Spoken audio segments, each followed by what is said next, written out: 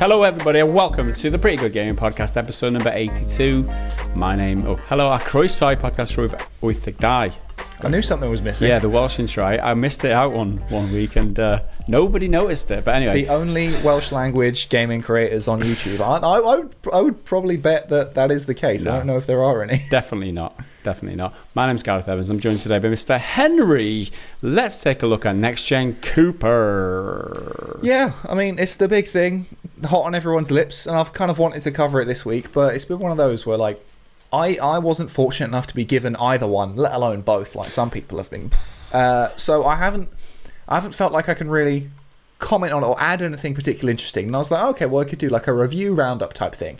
But because it's an entire console, or pair of consoles rather than just a single game for one platform, it would take ages. So I thought it'd be better to do it in a more discursive, is that the word? Casual, conversational format in a podcast, so I can let it run as long as I want. Yeah, I mean, that's the best thing to do, I think. So we're going to be jumping in with what some people are talking about with regard to the next gen. I think the Xbox is out, PlayStation's coming out next week. So, well, for us in the UK, it will. In the US and I think a few other places, but mainly the US and I think Japan, they have it today at the time of recording, which is the 12th. Oh, there you go then. So, I mean, a lot of people have had... I've had a look to see if I can get hold of one.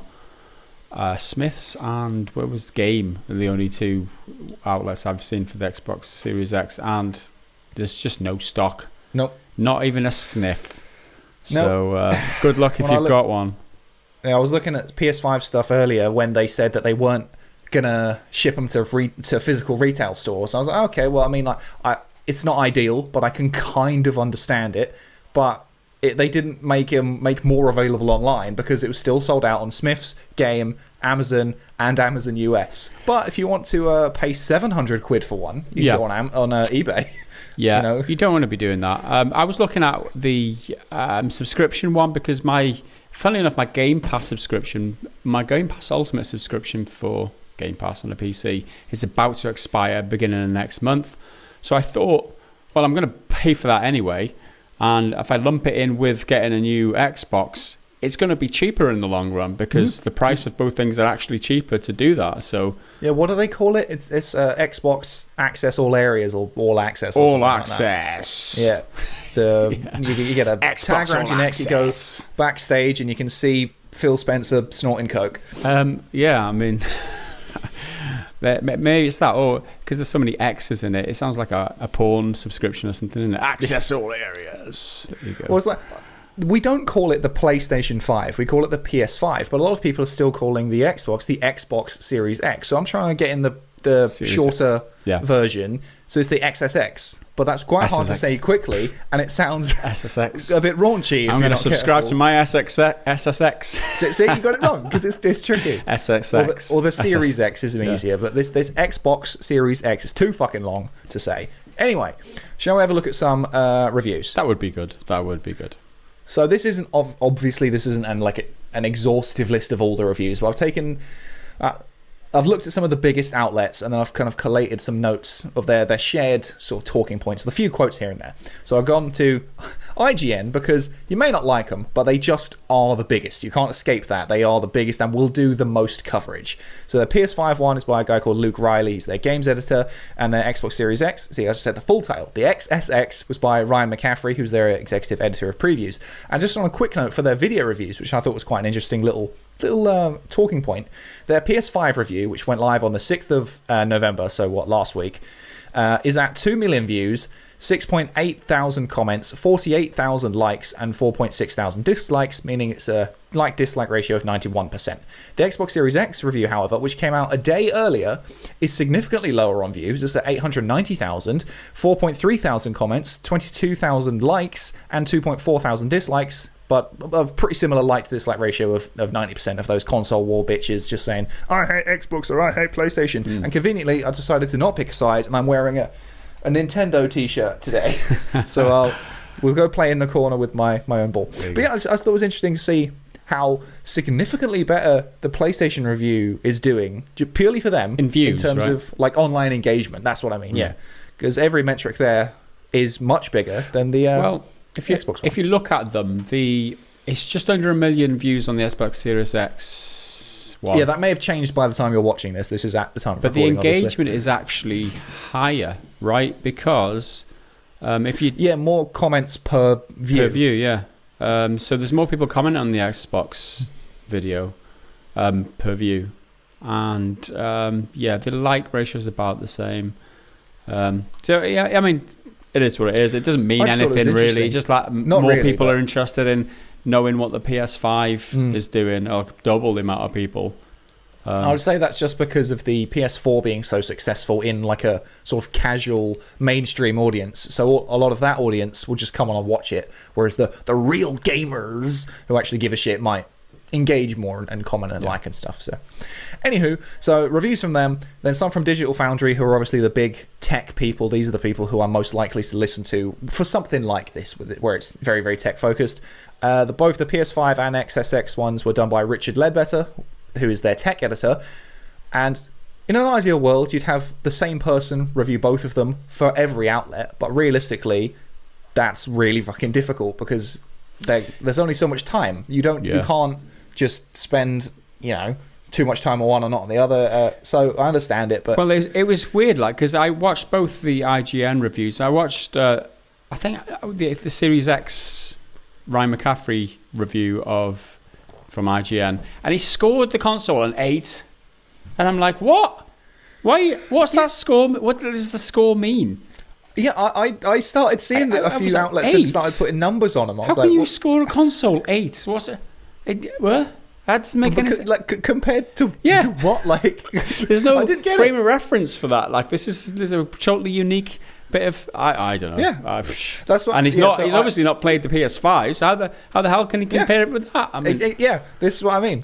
Anyway, so we've got Game Informer. So the PS5 one is Matt Miller, who's the magazine content director. XSX is by Brian Shea, and digital editor. So these different people again. Good old Polygon. PS5 Chelsea Stark, managing editor. XSX Chris Plant, editor in chief. Digital Trends. Now, the main reason I put them in is because they're one of the lower ones on Metacritic, but we'll get to that. Both of them are by Chris Morris, who is their writer and editor, but he's not like a staff writer, he's a freelance thing, and I always think it's kind of odd. If you're quite a big, major kind of media outlet, why you'd freelance some of the most important stories. I would have assumed you'd just give it to anyone on staff, but maybe no one was available.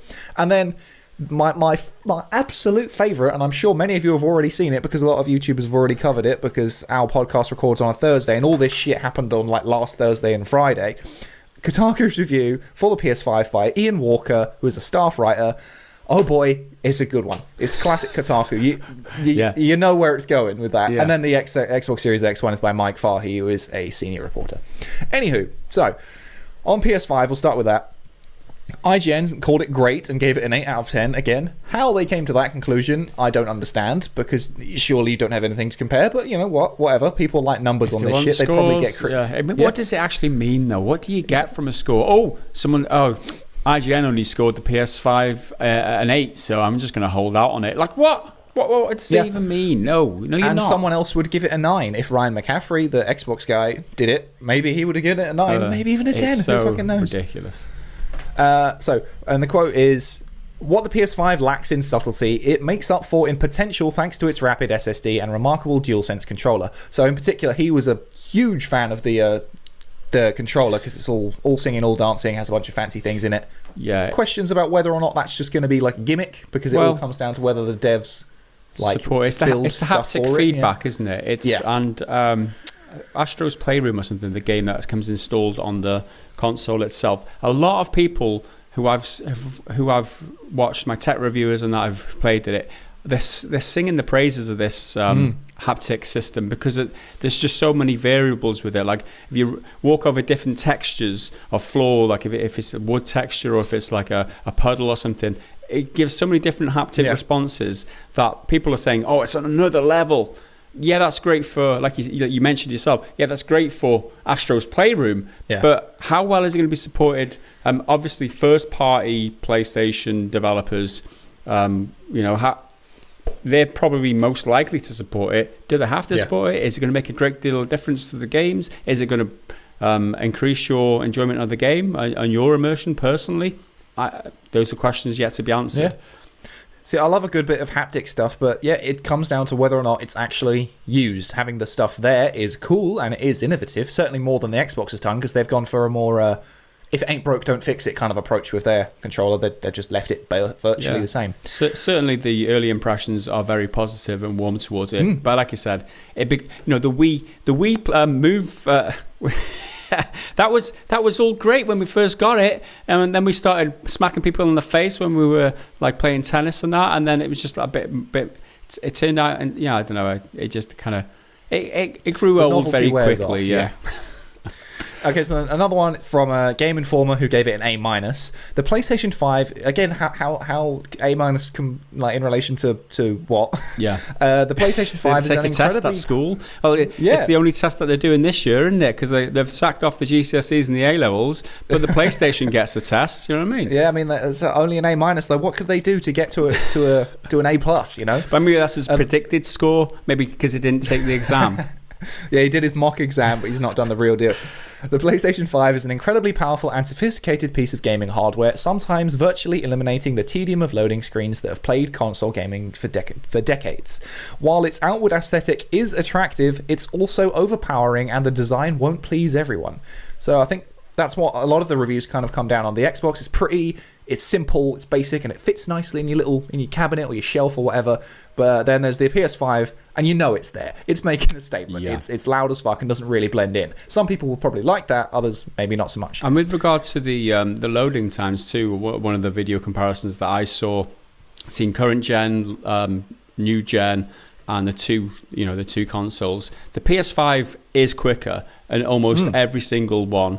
It might only be a couple of seconds over the Series X on some occasions. It might be 15 seconds if you're loading the game in. It might take like 45 seconds on a PlayStation 5, and then a minute on Series X, and then the old console might have been 3 minutes or something, just to load the game, to get the game from initiating it to playing. But the SSD works the charm here, and the PlayStation 4. If you're looking to get gaming straight away from the amount of seconds that it takes from you to click the button to get into gaming, PS5 is the one you should go for. Yep, that's it. Then there's Polygon said the PlayStation 5 is a worthy upgrade to the PS4, but it might not be essential to grab this holiday. The PS5 isn't going to be the alpha and the omega of your entertainment system, but it will make games faster, smoother, and more striking, and that's all I really want from it.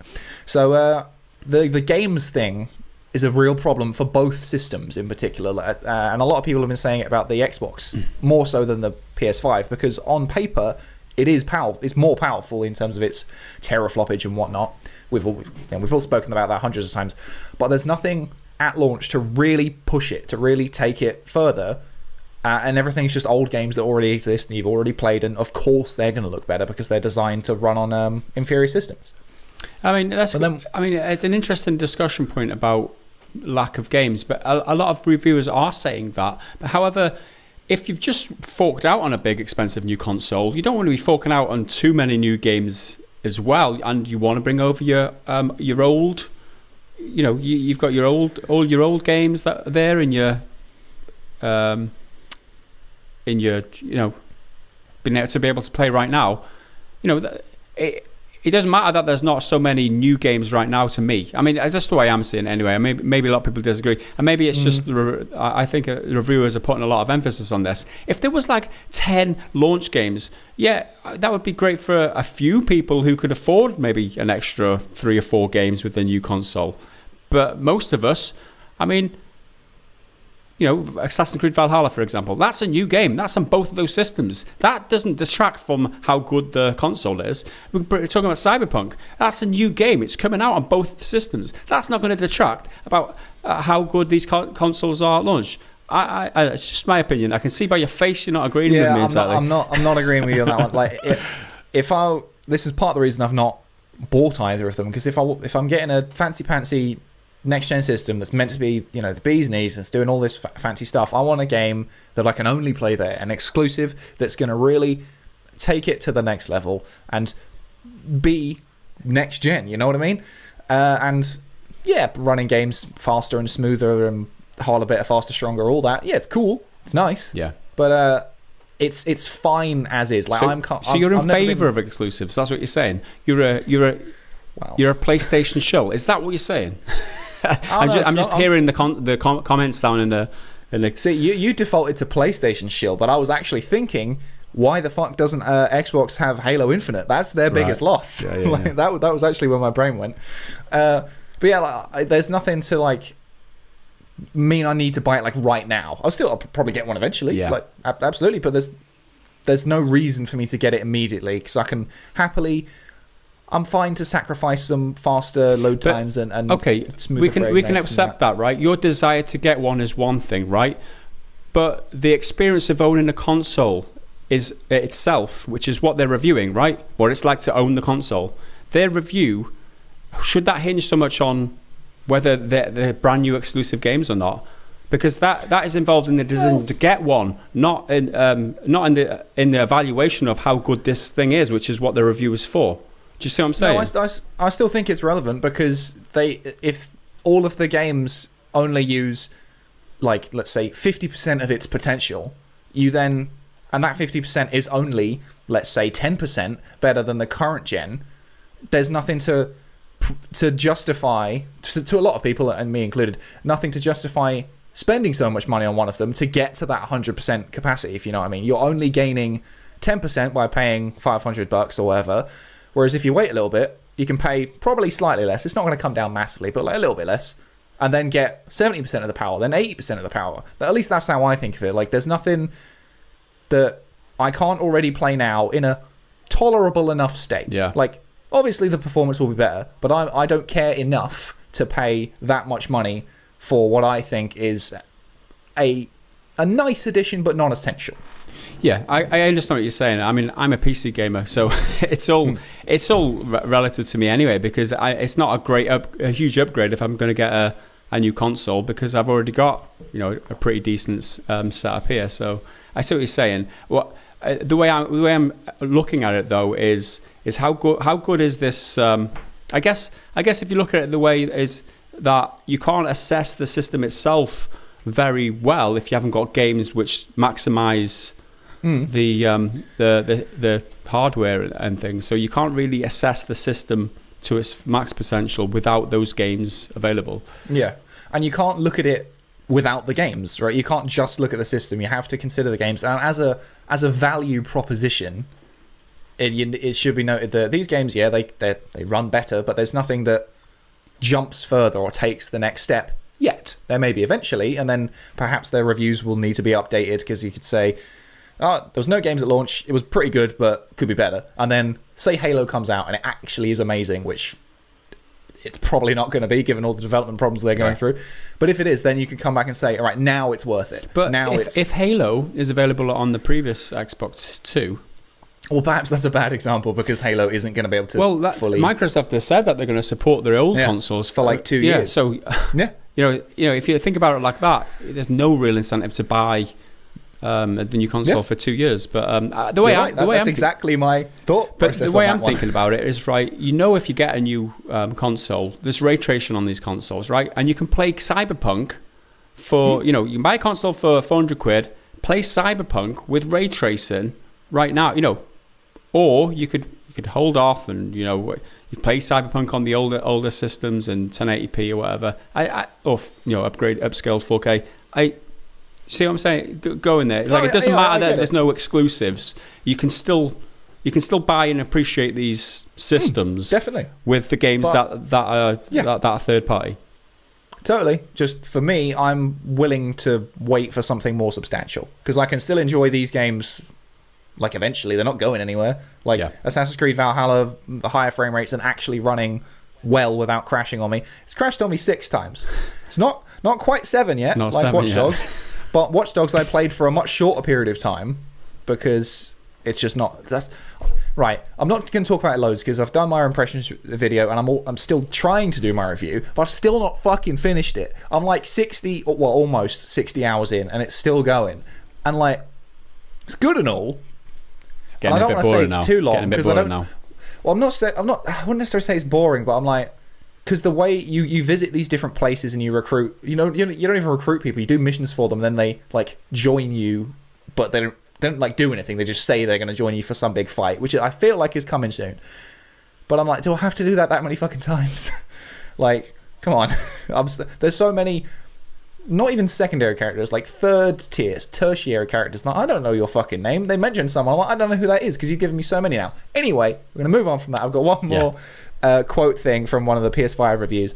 Digital Trends, this is 4.5 stars. They said, showcasing the next gen's potential, the PlayStation 5 is everything gamers wanted and more. While storage space is a real concern and Sony's long-term view of industry shifts is questionable, that's talking about like cloud stuff and streaming and whatnot, there's no denying that this is a true next-generation machine. So those are just some of the kind of roundup quotes of what they think in their conclusions and whatnot, but there's a few more details about the PS5. So in general, the wide belief is that it looks big and it does look kind of cool, but if you're putting it into your system, into your like TV stand with your TV there and your speakers there, it's gonna look bold and noticeable. So if you're trying to go for like a kind of minimalist vibe in your house, you've got it all laid out, then there's this huge white thing which IGN describes as a piece of luggage that's stuffed too full to zip up properly, which I think is a fucking class way to describe it. It's probably not going to look great in your system and you might not like it. Whereas the Xbox, on the other hand, it's sleeker, nicer, minimalist, and it's there and it fits nicely. The PS5 is 40 centimeters tall, so that's 1 centimeter for the stand, which is actually massive. When you put it next to the PS4 and other consoles, you can really see how bloody huge it is. The UI is meant to be very, very similar to the PS4, which we have seen in some trailers and stuff, but this is what the reviewers are saying. They said IGN again said it's significantly more elegant in a number of ways, and in general just smooths the whole process of looking at friends lists and your downloads and shit. It's still, to me, it doesn't look like a big enough improvement over the PS4's one, because it was still a bit of a pain in the ass to navigate, but because they've got cards now which look quite cool. You can do little activities and it'll give you hints if you're stuck, or like trophies and stuff, but it's more of the same but not entirely. Apparently you can transfer games that you have saved over your network from like an what is it? It's not from an SSD. You can't store PS5 games on an SSD and stick them in until an update comes next year or something like that. I can't quite remember, but there's some storage problems there because the storage on the system is where is it? I've got it written down somewhere. It's going to be a bit of a problem because it's 825 gigabytes on the box. That's what it says on your super fancy SSD that's going to load your games before you can even sit down. But only 667 of that is usable because of the operating system. Yeah, that's a problem for a lot of people. You know, it sounds like a lot, but when you take off like almost a quarter, it soon goes, especially when you've got the big games that you stick on it. Yeah, you know, the games like are getting Call bigger of Duty and bigger. now is like over 100 gigabytes now. You can now uninstall different parts of it, which is going to be quite useful. Right. But let's just hope you got a fast internet connection. Yeah, that was my thoughts. Oh yeah, you can transfer over your network. Like, okay, but how long is that going to fucking take? Yeah. Like, come on now. But in terms of the speed itself, it's really, really fast. So I took this chart from, I think it was Kotaku, and it's very impressive. So this is PS5 versus PS4 load times. Bugsnax is 13 seconds versus 40. Marvel Spider-Man Miles Morales is 15 versus 82. So is this loading times from boot up of the game? Yeah, I believe so. From clicking continue to getting into the game to play it? I think from go, like pressing start on the dashboard and then going in. I might be wrong, but I think that's the case. Oh, menu to gameplay, it says. Console menu to gameplay. Yeah, there you go. Bloodborne is 29 versus 55. Sekiro is 44 versus 66. Resident 2 Remake is 45 versus 67. Ghost of Tsushima is 61 versus 79. Red Dead Redemption 2 is 80 versus 142. So that is seriously optimized. Borderlands 3 is 81 versus 222. Again, that's very impressive. Last of Us Part 2 is 83 versus 120. Assassin's Creed Odyssey is 108 versus 170. So across the board on those games, it's quite significantly faster in a lot of cases. Absolutely, and you know, Spider-Man's the standout there. 15 seconds down from 80. I mean, the others are around about half, or just a bit slower than half the speed. That one is, they must have done a good job optimizing that, or taking, making good use of the hardware and the PS5, because that is blistering fast. Well, they've even had to alter the way they do fast travel in the game, because in the first one, when you fast travel, Spider-Man takes the subway and you get a little kind of animation of him on the subway train. It's quite funny. Now they don't need that because it's so fast. So you can toggle it on or off. So if you want to just get there quick, you'll fast travel and poof, you're there. Or you can choose to watch through this little kind of funny animation if you want to, I don't know, maybe go get a beer or something. I don't know. So on the topic of the controller again, IGN in particular really, really liked it. Everyone likes it, but IGN really liked it. The DualSense controller boasts the biggest potential. The range of haptic feedback the DualSense can provide is quite astonishing. So they were really, really, really, really into that. The range. I mean, it can do this movement and that movement. Whereas what we just used to is like one vibration. And the fact that it might have 5 or 6 now is like, oh, the range is astonishing. It's like, yeah, but it's still only 5 or 6. And it's like the rumble can be so light that it's imperceptible, or so massive. But it's like, that's cool. But is it a gimmick? Are other games actually going to use it? The triggers buzzing or resisting your actions, that sounds kind of cool, but could be really annoying. I hate haptics, I'll be honest. I always turn them off. They do my head in. They do. I'm a PC gamer. I don't like haptics. Yeah. So for somebody trying to sell me, it's got loads of different haptics now. I'm like, loads more settings to turn off for me. Yeah, I mean, that you can turn all of them off, I'm pretty sure. But really, all that matters, can I press X and jump? Can I pull the trigger and someone dies? Like, that's it. That's all that really matters. Sorry to interject here, but I'm just having a flat. When you're under fire, when you're playing like Call of Duty or something, the last thing you want to be putting you off when you're trying to line up a shot is the bloody rumble going off. It's like, just sod off. Just see, that could be the moment to get you into haptics, because maybe when there is a grenade going off, it's just a little bit, just a little delicate rumble if it's over there, but when it's right next to it's really, I mean, I don't fucking know. It's one of those things you have to feel it for yourself and decide if it's for you. Other notable inclusion in the new PS5 controller though is the trigger. They've got like a variable pressure trigger, and that is an awesome feature. You think about like shooting games, for example, you can I don't know if you can do this, but it can have like a lot of pressure to begin with, and then have it snap back when you fire. Imagine that, like a proper feel like you're shooting a gun. Exactly. That's exactly the kind of haptics I was talking about that I like. The rumble stuff, I mean, it's just rumble at the end of the day. But pulling the trigger again, but it could get really annoying because it depends on how much it actually feels like it. Although if it is annoying, you can always turn it off. Yeah. And again, other games have to like facilitate it being used. But it sounds like it should be cool. Yeah. But I think who was it at the time? I think Xbox, when they launched the Xbox One, said that they could do the same thing. Like when you pull a trigger and you fire a bullet, it's going to feel different to when you pull a bowstring, or if you run out of ammo, it's going to click differently. And it's one of those, again, we've just got to feel it for yourself. A lot of the reviewers are saying that is the case, but that's in the game Astro's Playroom, which is built specifically to show it off. Exactly, yeah. In a cookie cutter game like Call of Duty, are you going to notice?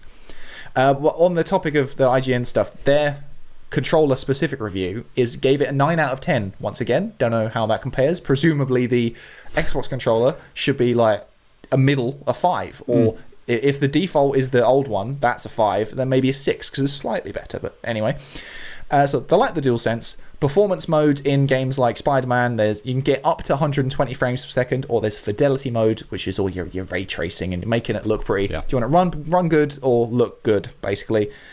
And that's one of the most sort of disappointing things at the moment for both systems, is it seems to be a bit of one or the other on some games. Not all of them, some can do both. But ideally, 60 FPS, 4K should be your standard, but evidently it's not the case yet. I feel like it might be. It might get there because we are only just starting. Well, I mean, did you watch the Digital Foundry comparison video? Where they compared Devil May Cry, right? And it's quite interesting. You can get 4K, like they both run around an average 100 frames per second. Devil May Cry for the most recent one, 5, at 4K, right? 100 frames per second, which is great. As soon as you rack on the ray tracing, though, it's around 40 or 50 around there. So you're getting the 4K at high refresh rates now. That's great. A bit of a problem with the variable refresh rate on the PlayStation because they don't support it, and that's something that they did note that was a big issue. But other than that, yeah, it's a huge leap up because they're not even upscaling 4K anymore like they used to. Yeah. Pretend fake 4K like it was in the old. It's actual 4K. Although as soon as you just whack on ray tracing. And have it in like the highest mode, it does take a performance step. If you're happy to play at 45, 50 frames a second, you can get the best looking version, which is great. The thing is, ray tracing, it's the new kind of favourite buzzword of the industry. Like 4K was it, but I don't feel like people care as much because it's less special now because a lot of things can do it. But now ray tracing is the new kid on the playground. So if eventually we'll probably get to a point where it's pretty standard across all like console games. PC games have been able to do it for fucking ages. Like, yeah, that's just by the by. But in the console world, for scrubs like me, sure, we're not there yet. But I think we probably will be. One thing they brought up as well, which I thought was really telling and something you don't really consider but you should, is how fucking loud the machine is. Because the PS4 is known for sounding like a jet engine, but this one registered 44 decibels at 58 degrees while playing Spider-Man. And I don't have any numbers for the PS4 in front of me, but 44 decibels is much, much, much, much, much quieter than the... No, that's inaudible. Than the 4. That's basically inaudible, 44 decibels. It's a delicate sort of hum. It's basically the way it's designed. We looked at the teardown of the thing. It's like because it's so big that like the airflow system and the way that it's designed. That's why it's so big, so you can't hear it and it doesn't get that hot. Yeah, I mean they said they spent a lot of time, creating these ways to keep it cool and keep it quiet, and evidently they seem to have been quite successful. So their kind of closing remarks on it, which again is what everyone's saying pretty much, is it. Sorry, I'm fucking butchering the sentence. IGN's quote here is pretty much what everyone is saying on the topic, is that it's not a knockout punch yet. Like, it's really great now, it's good, but the lack of powerhouse games, not necessarily cross-gen stuff, but like big powerhouse ones, mean that it can't quite get all the way to its max potential, and the incremental upgrades from having a PS4 to PS4 Pro and now to PS5, it doesn't feel as much of a big jump as it has done in perhaps past generations, like 2 to 3 or 3 to 4. But that's not necessarily a bad thing. I think a lot of people want to feel like it's going to completely knock their socks off when they buy it, but if it still fundamentally is quite a bit better in a number of aspects. Yeah, I mean, we're comparing the PS5, the new generation ones, with the mid-generation previous. Yes. So it's only been 3 or so years since the PlayStation 4 Pro and the Xbox One X. So in terms of like a huge, like a groundbreaking advancement, it's not actually there, but because we had the mid-generations this time. So I mean, I'm interested in getting one. I'd get both if I could. Probably, if I could afford them, I'd have them. Yeah. And the amount of people who post on Twitter, it's like, I pre-ordered both. I'm like, awesome, like really good for you. I do not, disparage you at all. But how can you afford that? It's like it's $1,000 to drop all in one go. Yeah. Well, you don't actually need them both. And then games. You don't actually need them both. You don't need them both. You only need the PlayStation because of Spider-Man at the moment. That's it. And then you get in Horizon Zero Dawn at the end of next year. It's like Forbidden West or whatever it is. And God of War. Oh wait, no. There is Demon Souls as well. Yeah. Which is a proper exclusive. That's not on anything else. Yeah. Okay, moving on to the Xbox Series X wing of the review. So IGN's one also gave it an 8. This one's from Ryan McCaffrey. The Xbox Series X is quiet, compact, laser-targeted games machine that should make 4K FPS gaming the wonderful new norm, but it currentently lacks must-play games. And it's kind of what we've been saying throughout. Digital Foundry, a great console whose time is yet to come. I believe that I believe that in the Series X, Microsoft has indeed delivered an excellent next-gen system, but one that likely won't show its many strengths at launch. Game Informer gave it a B+, and again, it's the same B+. sort of thing. Did it take the same test, though? Did it take the same test? Did it? It was a different examiner, it was a different reviewer, so are the questions the same on the same test? The Xbox Series X and Xbox Series S introduced superb quality of life improvements like quick resume and the reduced load times over Xbox One or even Xbox One X, but don't expect a markedly different or revolutionary leap forward when you first power on the system. Again, it's because that's probably going to come a bit later. Which, I mean, for me, that's a reason enough to just wait. I'll just buy one later if I want one and if it has good games, obviously. Polygon. The Xbox Series X looks like an Xbox One that swallowed a refrigerator and runs like an Xbox One that swallowed a Lambo. It's fast, sturdy, unobtrusive, its goals and capabilities encapsulated in its brutalist industrial design.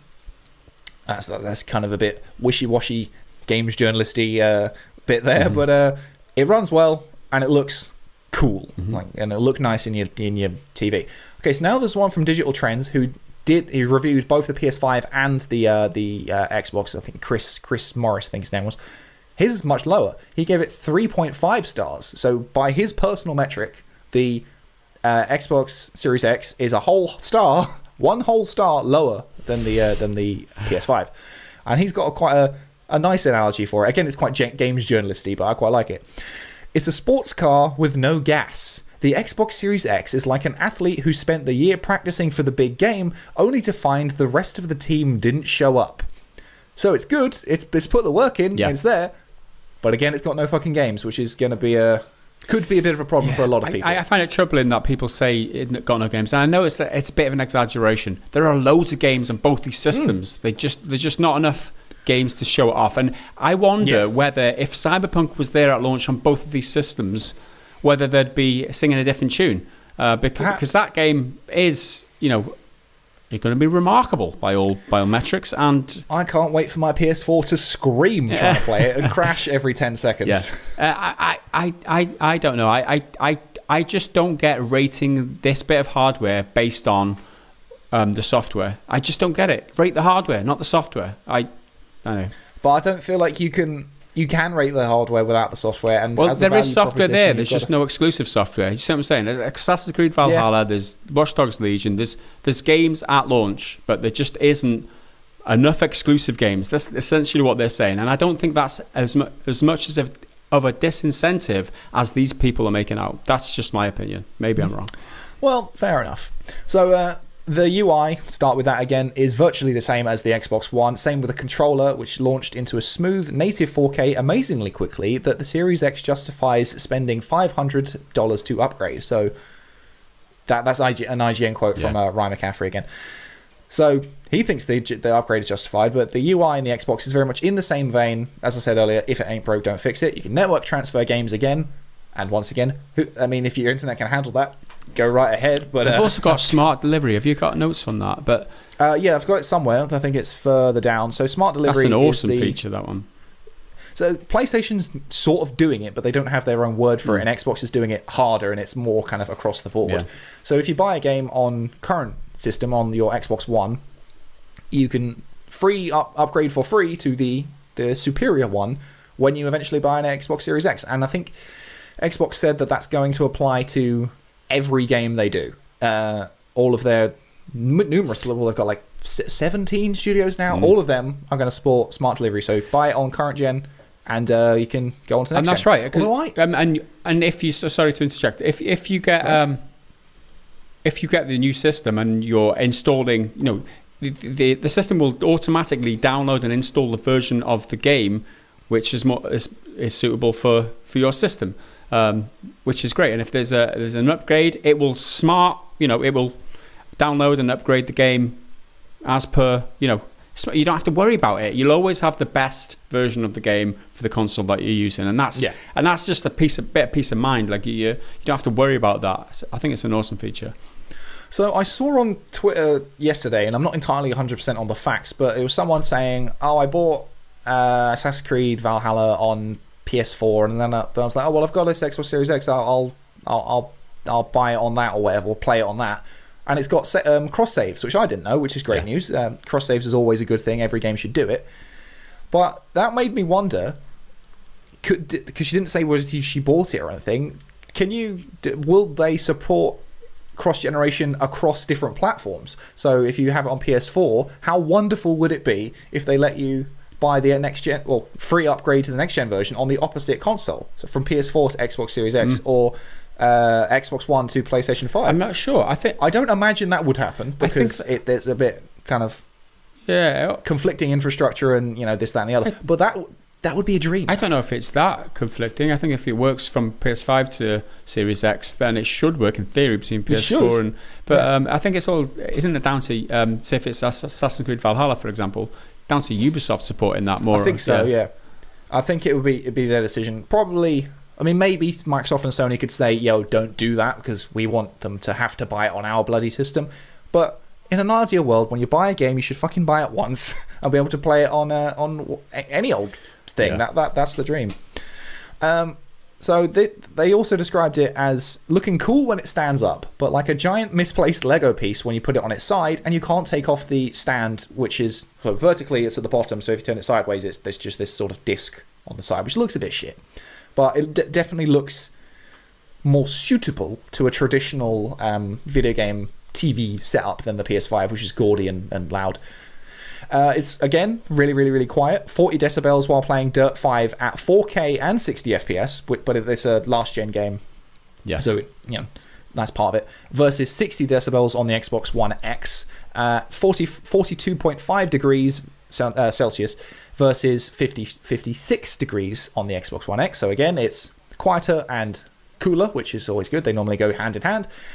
There's a bit about UI, but I've already said that. It's the same sort of thing, and personally, I fucking hate the Xbox UI. I don't really like the PlayStation one, but I tolerate it because I've been playing it for so long, and I actively dislike the Xbox one, because I go on it every now and then, because I don't have a lot of games that I play on there, but if I want something from Game Pass or whatever, and I'm just like, it's just so shit. It's slow, and it's ugly. Presumably the Xbox Series X one is faster. These names. Why can't Microsoft name things properly? It's fucking me up. So in the settings, there's now a search function to make stuff easy to find, and that seems like such an obvious thing that I didn't even realize wasn't there, but it is now. And it makes these consoles more like PCs, which is ultimately a good thing in that way, because if you don't want to do that, you just don't have to, but it's more features for you. Yeah. The whole 12.1 teraflops thing, which is 20% better than PS5 on paper, they're different strengths in different ways. And they 60 FPS, 4K is posed to be the new normal, but I doubt it will get there yet because of the lack of games that can really showcase it, in the maximum possible way. 120 FPS is possible, but you will have to sacrifice some resolution stuff, and probably what you said about Devil May Cry. Yeah. And most TVs, if you want 120 FPS, you're going to probably need to upgrade your TV as well, which I think a lot of people might, more casual people who aren't kind of clued up on that sort of shit, they'll just see the highest number, like, awesome, why does it look the fucking same? It's because your TV needs to be better, you need to fork out for that. I mean, that is a big consideration. If you consider, there are features being thrown around here, like a lot of people, some maybe don't even have 4K yet. So talking about having 120 FPS, that's great. Yeah, get my Xbox or whatever, throw it under. It's like, it doesn't look the same. It is a big consideration, because it's like the guy off Unbox Therapy said. Is that if you go in for the all singing all dancing new console, you have to consider what you're playing it on, because that's almost as important. If you haven't got the screen to be able to complement the hardware, it's really not worth the upgrade. So really consider carefully what screen you're using to play these things on. So I've just quickly Googled, although Google is being really fucking slow on me, 120 hertz 4K TV, and the top answers, this is just from like the shopping thing in Google, it's not specific websites. You can get one from Very for £379, one from AO, I don't know what AO is, for $799, Argos $369.99, Curry's $379.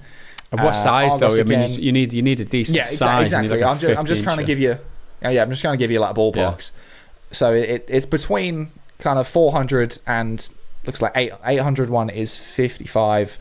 So they're not completely unreasonable, but again, it comes down to a personal choice of your size and whether or not you can even fit it in your house. Because my TV certainly wouldn't. I couldn't fit anything any bigger. My TV's not even very good.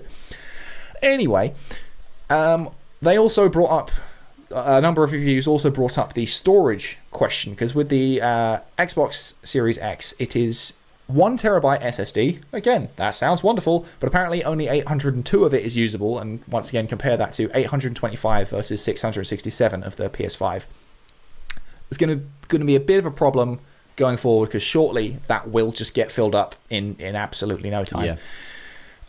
So the Xbox Series S, the smaller, less advanced version, digital the kind of only halfway, the half step, is only 364 gigs of usable space, which is it's pittance. I mean, considering it's the digital only console, that's a huge oversight. If you ask me, they want to keep the price down, but still, it's a problem. It is a problem. It's something else to consider if you're going to opt for that. So buyer beware. It's not so good. But then there is the 1 terabyte expansion card, which is the same infrastructure as the XSXSSD. Fucking hell, these letters are doing my brain in. XSSD, right? Obviously. Yeah, there you go. Much better. But that's like $200, $220, something like that. So that's another sort of investment you'll have to consider if you want to keep a lot of games in your system. You could probably, like, if you're sort of like casual level with like FIFA and Call of Duty, you can fit them, and that's probably it, and you won't need anything else. Once again, super fast load times. That's all great. So I think IGN measured Final Fantasy 15 on Xbox Series X took 9 seconds, versus on Xbox One X it took over 24 seconds. So that's a quite significant increase. So this was on their video review, and it cut out, like they cut it before the Xbox One X version loaded. So I don't know how long it is. It's just over 24.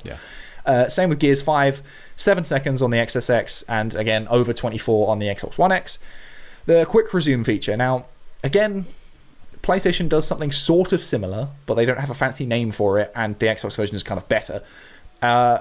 Is this ability to pick up and play wherever you left off in like any recently played game. So you can boot up Red Dead Redemption 2, go, do what cowboys do, go get in a fight in a saloon and shoot some bandits, and then you can go and play Gears 5, play the entire game through, and then go back to Red Dead Redemption 2, with the quick resume function, you'll jump immediately back into that very saloon and that very situation, which so is you're skipping the load up screens, you're skipping the menu screens, and you're skipping the selection, everything. Click the button into the game.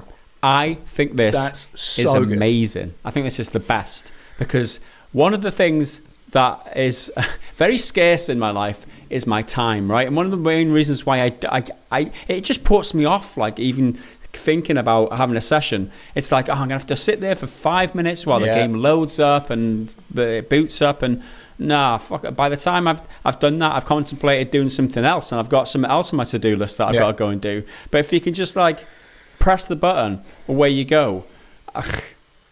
I mean, this is going to be killer for social media, I think, because I know me, and I'm sure a lot of other people, in the middle of a load screen, or like when you die, you respawn, you're like, I'll just look at my phone, look at dumb shit on Facebook or Twitter or whatever. Without these load screens, we're not going to have that. It's going to be great. No time to run. I won't have to look at this bullshit. You seriously drastically reduce the amount of beer that you drink if you haven't got time to go to the fridge. You know what I mean?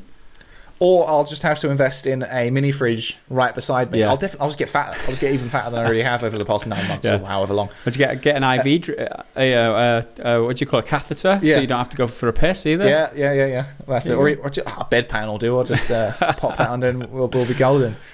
One good thing about both consoles, but kind of in particular the Xbox One, what is this one, the Xbox Series X, is you can use old peripherals. You can use the old controllers. So you can use 4 controllers, the DualShock 4 on the PS5, but obviously games that require the certain features of the DualSense won't quite work, like Astro's Playroom isn't going to cooperate. Whereas any any Xbox One controller, including the fancy elite ones, should work on the Xbox Series X because they've made barely any changes because they didn't feel like they needed to. Are you sure that PlayStation 4 controllers actually work on the PlayStation 5 at all? I think so. I thought I read that. Because Unbox Therapy, he stated that maybe he's wrong. It might need looking into, but he said that you need a PlayStation 5 controller to be able to use on the PlayStation 5. You can't use PlayStation 4 controllers on the PlayStation 5. That's what he said. I mean, I don't quote me on that. I just and he should know what he's talking about. He's got a pretty decent. Oh yeah, here we go. Yeah, so I've just googled PS4 controllers on PS5. Top answer in Google is from Games Radar. You can use a PS4 controller with PS5, but you can only use your PS4 pad to play PS4 games on PS5. So it's only PS4 games. No PS5 games. Right, makes sense. Which is, well, okay, that's fine. It's a bit of a problem though. I mean, if you've got, it's worth knowing. It's absolutely worth knowing. Yeah, because you got to buy some new controllers if you want to multiplayer on PS5. These new fancy, expensive ones. There you go. So it's definitely something of note. And again, in general, it's the Xbox Series X as a system is kind of let down by its power in the sense that there's no new games to really show it off. But as you say, everything that's currently out is going to run amazingly. Everything like cross-gen, cross-platform games like Assassin's Creed or Cyberpunk or whatever, they're all going to run better on the Series X than they will on the PS5, just because in raw numbers it's going to run smoother. PS5 will probably load a bit faster. Well, but realistically, you're looking at a couple of seconds. It's a good time to be looking at Digital Foundry because they've just released their first comparison, and like I said, it was Devil May Cry 5, and it does show that it flips and flops between the two consoles, and it's clear that PS5 is punching above its weight. That's the takeaway. In the raw numbers and the hardware doesn't do it justice. You should watch the video for sure. But you've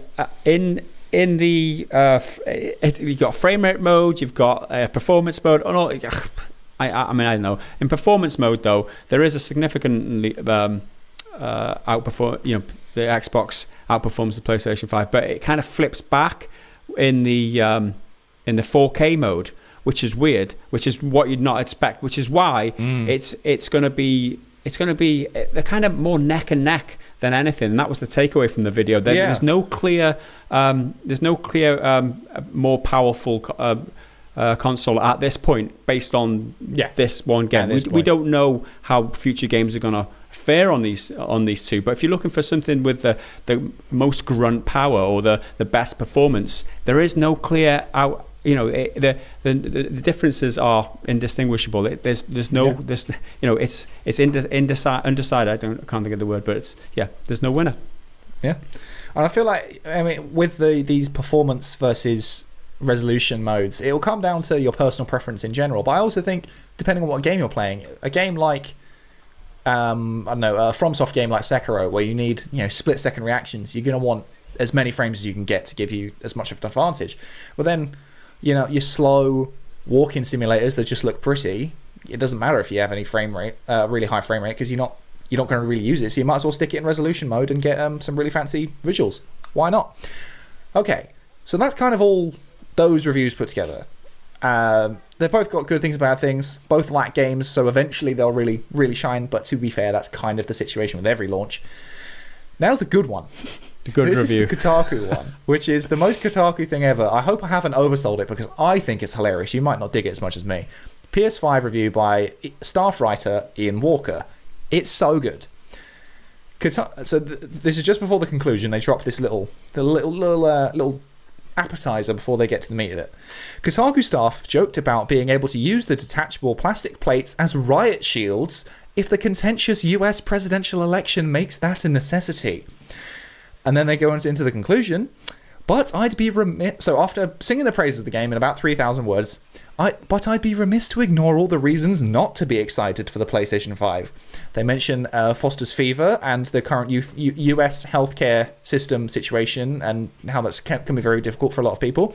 The presidential election and, again, quote, a new old white man is sitting behind the Resolute desk, and how people can't afford it because of, again, Foster's fever and a lot of people are out of work, which is very, very... It's tragic. It is tragic. But does that fucking belong in a PlayStation 5 review? what are you on about? And then he carries on. That's not to say you can't be excited for those things. I certainly am on some level, but there's an irrefutable level of privilege attached to the ability to simply tune out the world as it burns around you. I think the PS5 is a great machine, but it's tough to recommend when folks are literally fighting for their lives while residing in the richest country in the world. What the fuck are you talking about? That hurt my insides, that did. That hurts my inside. I'll try and defend him at first. Don't do it anyway. In his defense, I'm sure his heart is in the right place. He's trying to be nice.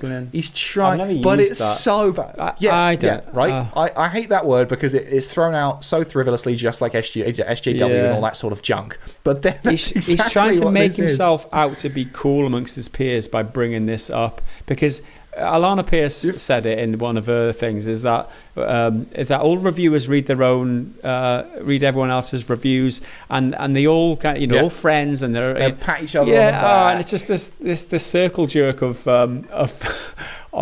and you can see how this is going to be. Who can think of the most intellectual way to say the most simple thing? Nobody gives a fuck, sir. Nobody gives a fuck. And like what makes the console is escape from all that bullshit going on in the world. Don't tell us not to buy it because of all the shit. Come on, get a grip, man.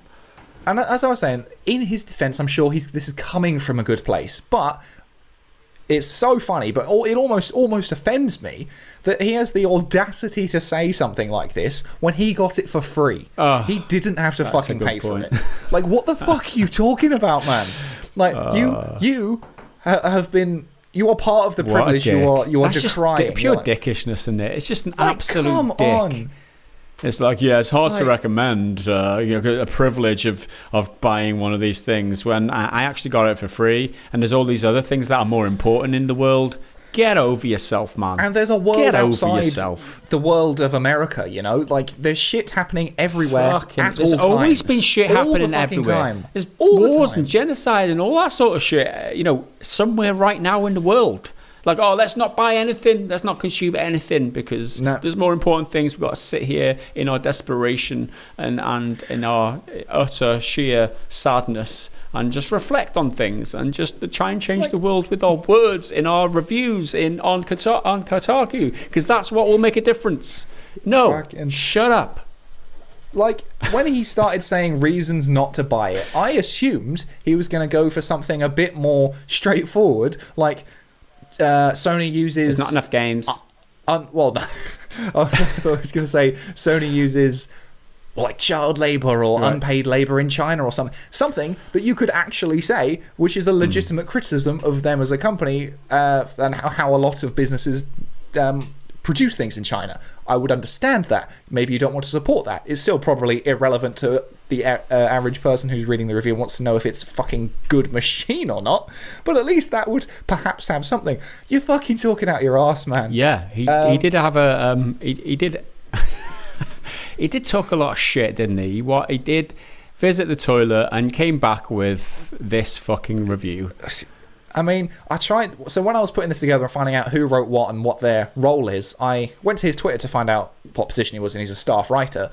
And I don't know if it's in response to perhaps some feedback he's been getting from this, but his Twitter feed is currently restricted. Private, It is currently private. Wow.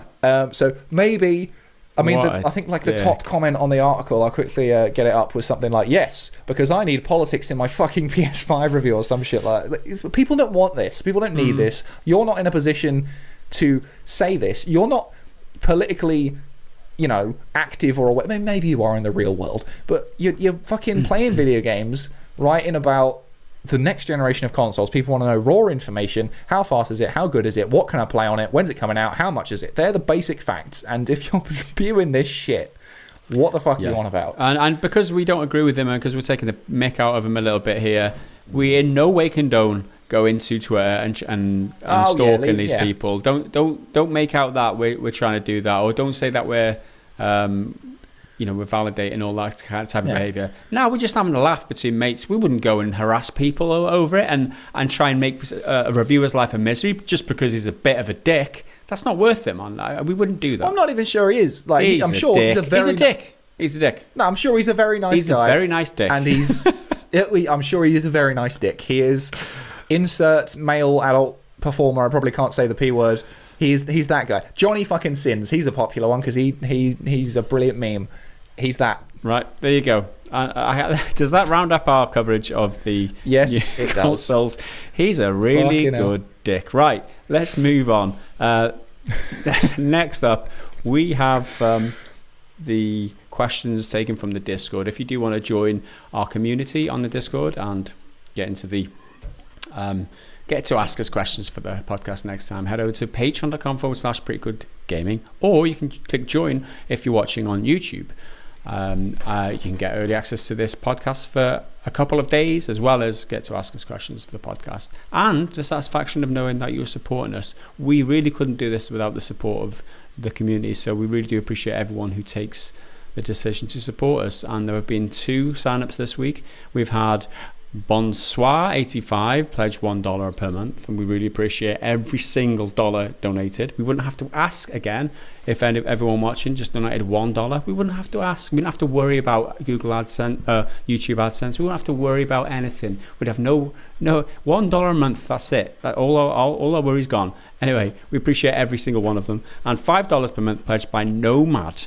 Appreciate your subscription or your support there, sir, too. Absolutely awesome. Let's move on to the questions then put to us by our paying supporters over on the Discord. And I think you're up first because it's the Metalshark quiz of the week, and it's going to be me in the hot seat this time. Okay.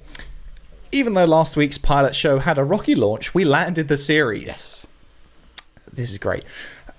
This is despite the production team messing up answers and the rebellious former host breaking ranks offered double points on questions. Well, got 10 out of 10. What can I do? I'm just the player. Today's episode of Who Wants to Be a Gaming Know-It-All will be hosted by none other than Henry Cooper, with today's guest being Gaz from Denbighshire. Applause. There we go. So, you get a couple of lifelines. Just anyone who didn't watch last week, it's Who Wants to Be a Millionaire, but we're answering gaming questions and we get lifelines. It's 50-50, which will delete 2 of the answers and leave 2 remaining. Ask Henry so I can give my input. I'm not allowed to look up anything. It's just kind of my opinion. It's changed. It's a 3-word Google search. 3-word Google search. How can that be verified, though? Gaz carries it out. Okay, fair enough. Okay. What if you just put more? I'll just have to listen to the tapping of your keyboard. No, that sounds like more than 3 words. Yeah. Okay. Which of the following games does not have at least one part set in Wales? The first one. So we've got 4 answers to choose from.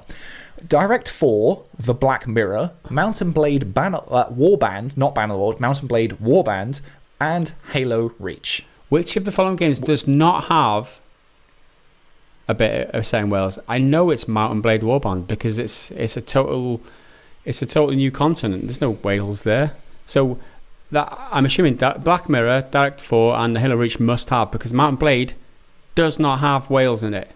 Guaranteed. Okay. The answer is Halo Reach. What? How was that? Fact check, please. I know. All right. Metalshark. We'll fact check it. He got like a name wrong last week, and I wouldn't be doing this otherwise. Because Metalshark knows 99% of all the knowledge in all the world ever, right? But he got one name wrong. Okay, tell me what part of Wales is in Mountain Blade Warband. Okay, so I googled Mountain Blade Warband Wales, and you're going to have to help me pronounce this. Kingdom of Gwynedd. Oh, right. It's Gwynedd. Apparently. Well, that's there. I am upset with myself.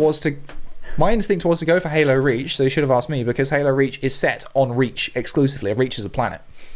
You don't go to Earth at all. In the Vikings. Kingdom of blah blah is one of the 21 factions in Viking Conquest and the largest Welsh kingdom. So there you go. In Vikings Conquest. Wow, that's such a difficult. You were getting easy ones to start last week. What is Viking Conquest? It's an expansion. Did you play the expansion? That's the problem. See, that's the problem. I played Warband, but but if you didn't play the expansion, I mean, that's your fault, really. You should play 100% of every single game just in case we get a question. The only one I knew, and I thought I was double thinking myself because I know Metalshark knows which games we like, and so he sets his questions based on it. So I thought it was a layup, this one. I thought it was easy, and I got nailed in the gut on the first one. Oh, I'm devoed. It's like a stake to my heart, that one, Metalshark. Okay, well, hopefully you'll redeem yourself with the next one. Am I hinting for easy questions next time? Is that another hint? Which of the following is not an official Joy-Con color? So Joy-Cons are on your Switch. Yeah. Neon orange, neon green, black, or grey? Neon orange, neon green, black, or grey? Orange is, green is, grey is, so black isn't. That's the answer I would have gone for. So let's have a look. And correct, it is See, black. that was easy, man. That was easy. How? I don't know. Maybe I'm just being stupid on the first question. Maybe it's my fault. Maybe it's me. Yeah, maybe. It's not you, it's me. So you got one out of two. Which of the following is not a genuine Tomb Raider game title? Which of the following is not a genuine Tomb Raider game title? Not Raider title. Tomb Raider, The Angel of Darkness, Lara Croft Relic Run, Tomb Raider Curse of the Sword, and Lara Croft Cross Manor Designer. What? How am I supposed to know this? I've not played one single Tomb Raider game. Angel of Darkness sounds... I'm going to go with... You do have all three lifelines, just as a reminder. Yeah, I do, don't I? Then again, I don't know what's coming up. I can't do a 3 Google word search for this either, so that's out of the question. Well, wait. With regards to the Google search, we need to establish... Oh, yeah, I could do Lara Croft games. I could do Lara Croft games. And then you can just look at the list and find the one that's not there. Are we allowed to click on things? Of course or is it just whatever shows up at the beginning? Okay. Go down a rabbit hole of clicks and find what you need. Yeah. I'm going to go 50-50. 50-50. And then... So 50-50 leaves answer C, Tomb Raider Curse of the Sword, or answer D, Lara Croft Cross Manor Designer. Cross Manor Designer has to be. Cross Manor Designer, right? Okay. Correct. It is Lara Croft Cross Manor Designer. Relic Run sounds like a mobile game. Like a Infinite Runner. One of those games. Angel of Darkness sounds like a game. Curse of the Sword. Yeah, it's pretty obvious now. Now I think about it. Cross Manor Designer. Yeah, that's not going to be... everyone's got to have a hobby. Well, maybe it's an expansion. I don't know. Maybe. All right, so that's what? 2 out of 3. 2 out of 3. Next up, which game is the following line from? You have died of dysentery. So which game says you have died of dysentery? Fallout, the original, Wasteland, the original, Oregon Trail, or Crusader Kings 3? That, I'm leaning strongly towards Crusader Kings 3. You've died of dysentery. Yeah. You have died of dysentery. Yeah, because you can definitely die of dysentery in Crusader Kings 3. So I'm going to go with that. Sounds reasonable.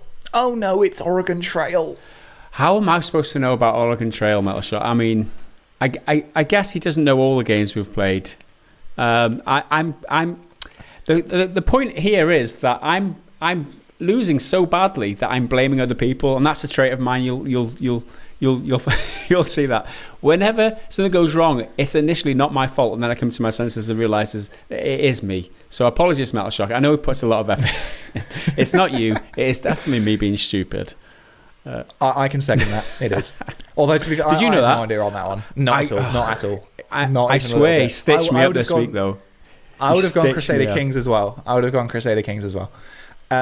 Okay, next one. So that's what? 2 out of 4. 2 out of 4. 50%. What country is Vega from Street Fighter 2 meant to come from? Portugal, Spain, Italy, or Romania? Oh. Are we allowed to check which one Vega is? Vega's the one. It's the tall one. Is he the blue one? He's the tall one. I'm going to have a look which one Vega is. I'm saying it's Spain or Portugal. It's Spain or Portugal. I wish I had another 50-50. Oh, this is not the character who I thought it was. Spain or Portugal, you reckon? I'm going to opt for... I thought it was... is it Portugal?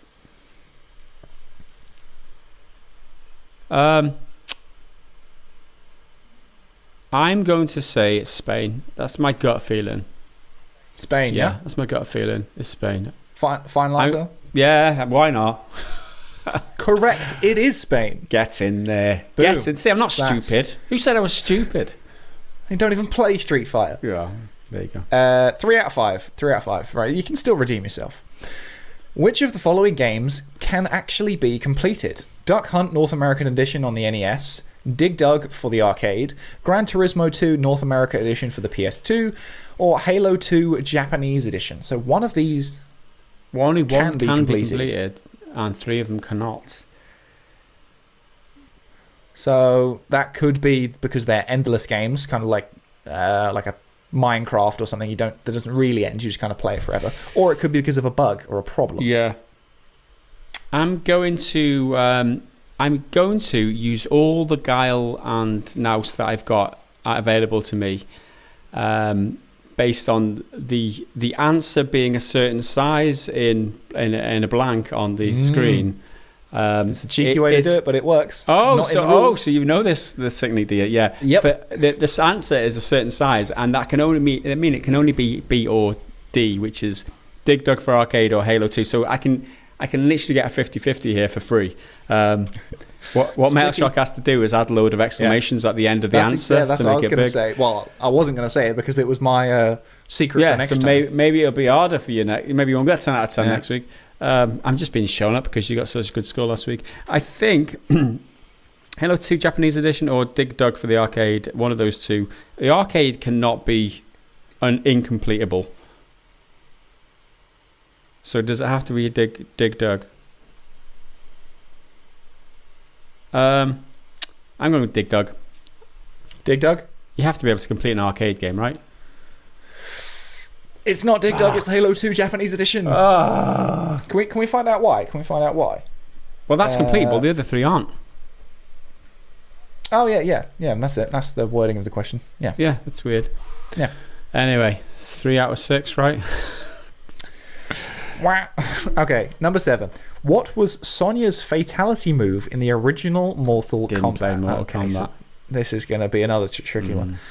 A fiery blown kiss of death, kicking their head off, kiss that would cause them to swell and explode, or sonic waves that would shake them to dust. Did you play Mortal Kombat? One of them. I think the most recent one. I think kicking her head off is... Which one's Sonya? Oh, I don't know. It's one of the top 2 because that's the shortest answers, and it's a short answer. Again, by default, I'm getting a free 50-50. Oh, I know who this is. Kiss of Death. Kiss of Death is definitely in it, but is it Sonya? Kicking the head off. I'm pretty sure that is in it too. Sonya's fatality move. I can Google that. And it's the original one. Yeah. So Sonya fatality original. Do I save it though? Do I save my Google search? And we got 3 more after this. No, what? 4 more after this. No, I'm just going to go with. I know Kiss of Death is in there. Blown a Kiss is in there. I'm not sure whether kicking the heads off is. It just rang a bell to begin with, but I know Kiss of Death is definitely one. So I'm going to go with Kiss of Death, and I just let the chips fall. And so be it. Okay, let's have a look. It is a fiery blown kiss of death. Wow, that was close. Amazing. So that's 4 out of 7, I think. 4 out of 7. Okay. Glad you didn't ask me because I would have gone kicking their head off. Okay. Okay. What is the title of the most popular Pretty Good Gaming YouTube video starring Henry Cooper? I think I know this one. CD Projekt CEO kills it at investor conference call. Has EVE Online just screwed all its players? NBA 2K21 hikes up the price on next gen. UK government loot boxes are gambling. Fallout TV series. And then, so that was all one. Yeah. The next one, new Xbox model leaks, Avengers Virgin/Verizon exclusive skins, Suicide Squad game by Arkham devs. So you've got 2 daily triples and then 2 kind of dedicated videos. The dedicated videos by far do better. I'm going back off. I don't know for certain, but with my knowledge of how the algorithm works on YouTube, EVE does really well. But we've got because we've the channel's had a huge Eve one in the past. However, CD Projekt is the winner, right? Because CD Projekt is, especially with the all caps and the first 4 letters, CD Projekt CO kills it. That's all caps. That's going to work really well. And I'm pretty. We did a conversation for that one, didn't we? It was a discussion one. I'm pretty sure that's the one because of, I don't know. It's just a hunch because of my knowledge of the of the algorithm. It's either that or Eve Online for sure. But I'm going to go with CD Projekt. CO kills it. You make a good case, and the answer is CD Projekt kills it. Well, CD Projekt CEO kills it. Not they didn't just kill him at investors conference call. Yes, awesome. That is what I would have gone with because I'm pretty sure that is the highest performing one that I am featured. Cool. So that's 5 out of 8. Yeah, I've got 2 lifelines left. So here we go. I'm doing it right now. You got it. Okay. Which game for the Xbox Series X has not yet confirmed a free 120 FPS upgrade? Destiny 2, Devil May Cry 5, Dirt 5, or Gears 5? Excuse me a sec. Give me camera 1 second, please. Right. So which one has not had a 120 FPS free upgrade confirmed? So Gears 5 has to, because it's Microsoft. Dirt 5, maybe. Devil May Cry 5. A free. We're talking free, right? We're talking free. Devil May Cry 5. Devil May Cry 5. It's funny because Digital Foundry were playing 120 FPS Devil May Cry 5 on the Xbox Series X in their video. So I watched that. Whether it was a free upgrade or not is another question. Destiny 2 is probably going to be my answer. Dirt 5, I just don't. I'm asking you, Henry. I'm going to ask you. You're going to ask me? Do you know? Got any ideas? I agree with you. The Gears 5 is probably good to go because it's a Microsoft game.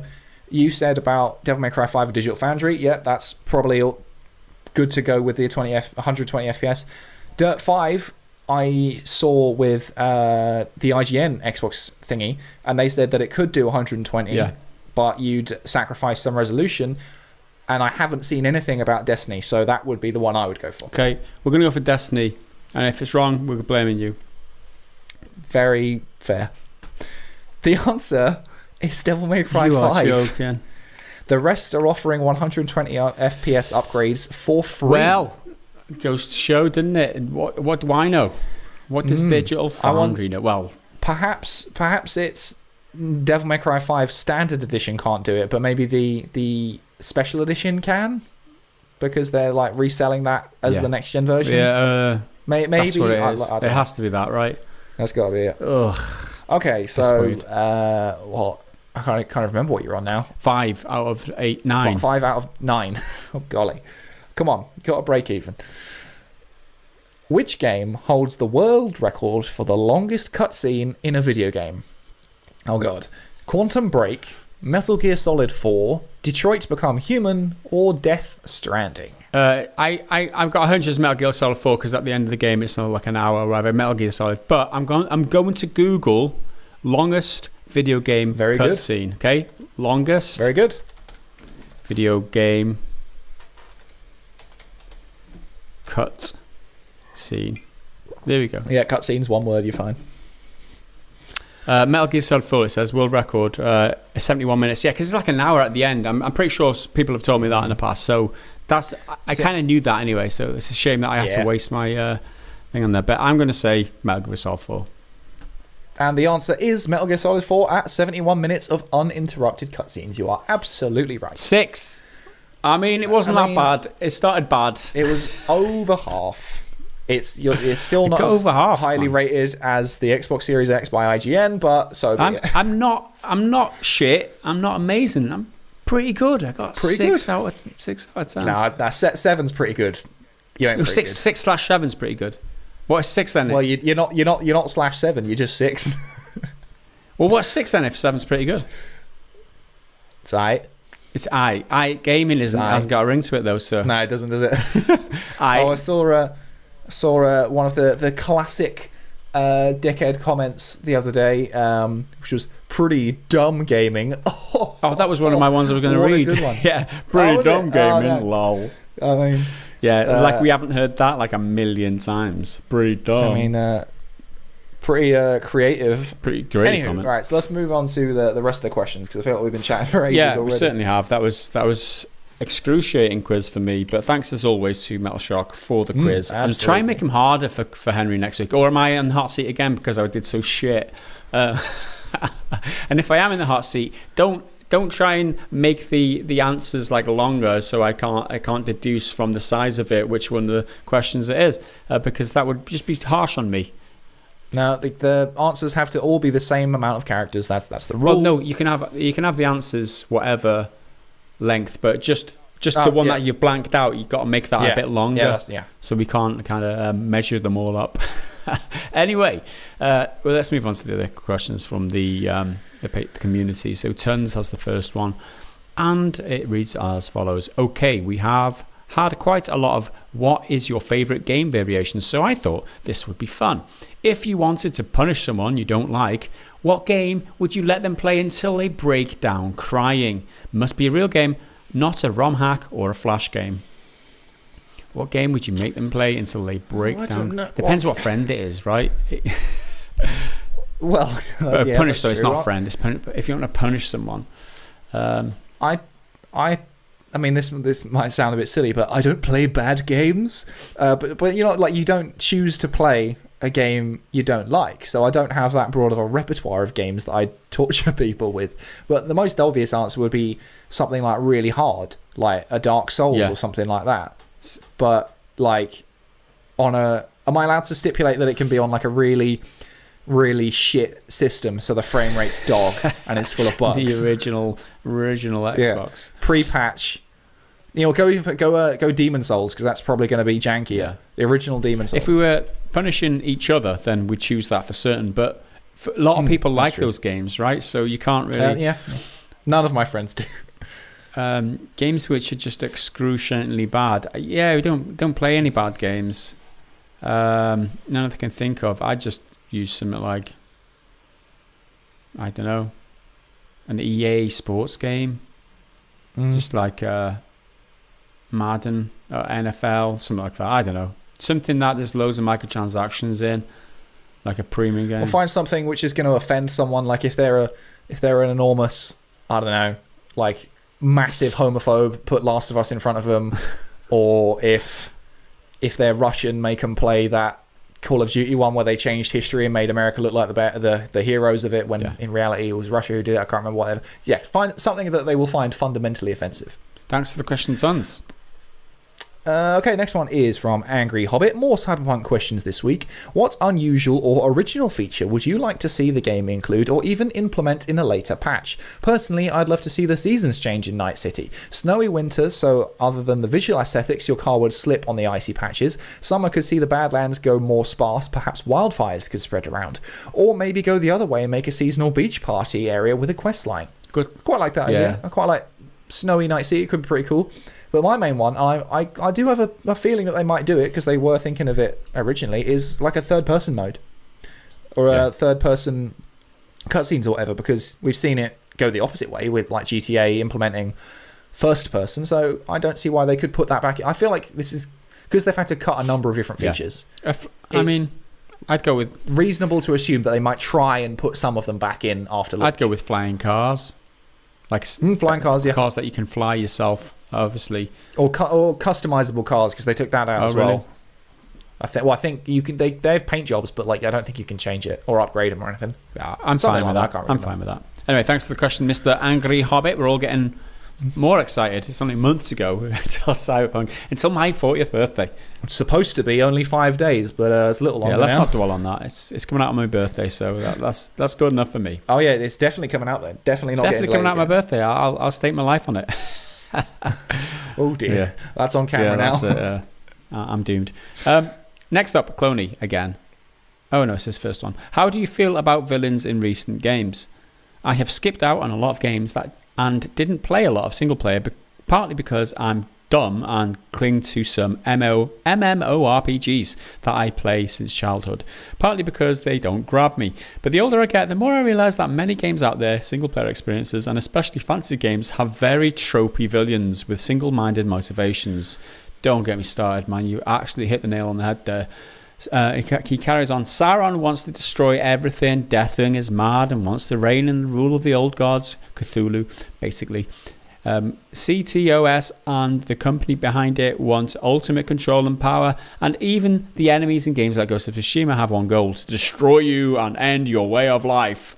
Where are the compassionate villains? Did I just play the wrong games, or did you notice similar trends? I understand that this is due to mainstream appeal, but it's easy to hate a villain who has a clear motivation, but I kind of miss to live through a story with ups and downs instead of just upgrading my armor until I'm ready to beat the boss from the intro sequence.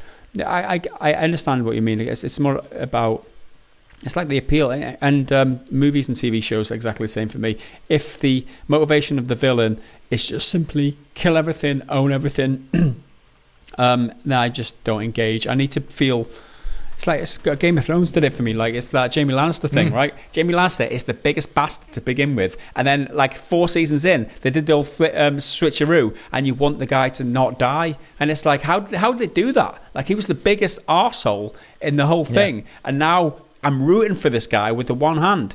So it's weird. But that's what I want. And that's why I didn't like Mass Effect Andromeda, right? Because they're just like big grunts that just want to, don't come on our planet, I'll just kill you, and then you just kill them. No, they're trying to kill you, so you kill them. Don't worry about them. We'll kill them, and while we're killing them, there's someone else of our team who's just died, and it's like that whole like this. I don't know what they call it. There's a term for it in it where they just run around killing everyone. It's like Last of Us 2 had it. Naked Jakey, the guy with the ball. What, he did the Ludo narrative dissonance. That's exactly what I'm thinking. Ludo narrative dissonance. That's is where the best YouTube. Your gameplay is different to how your characters behave in cutscenes. Exactly. Yeah.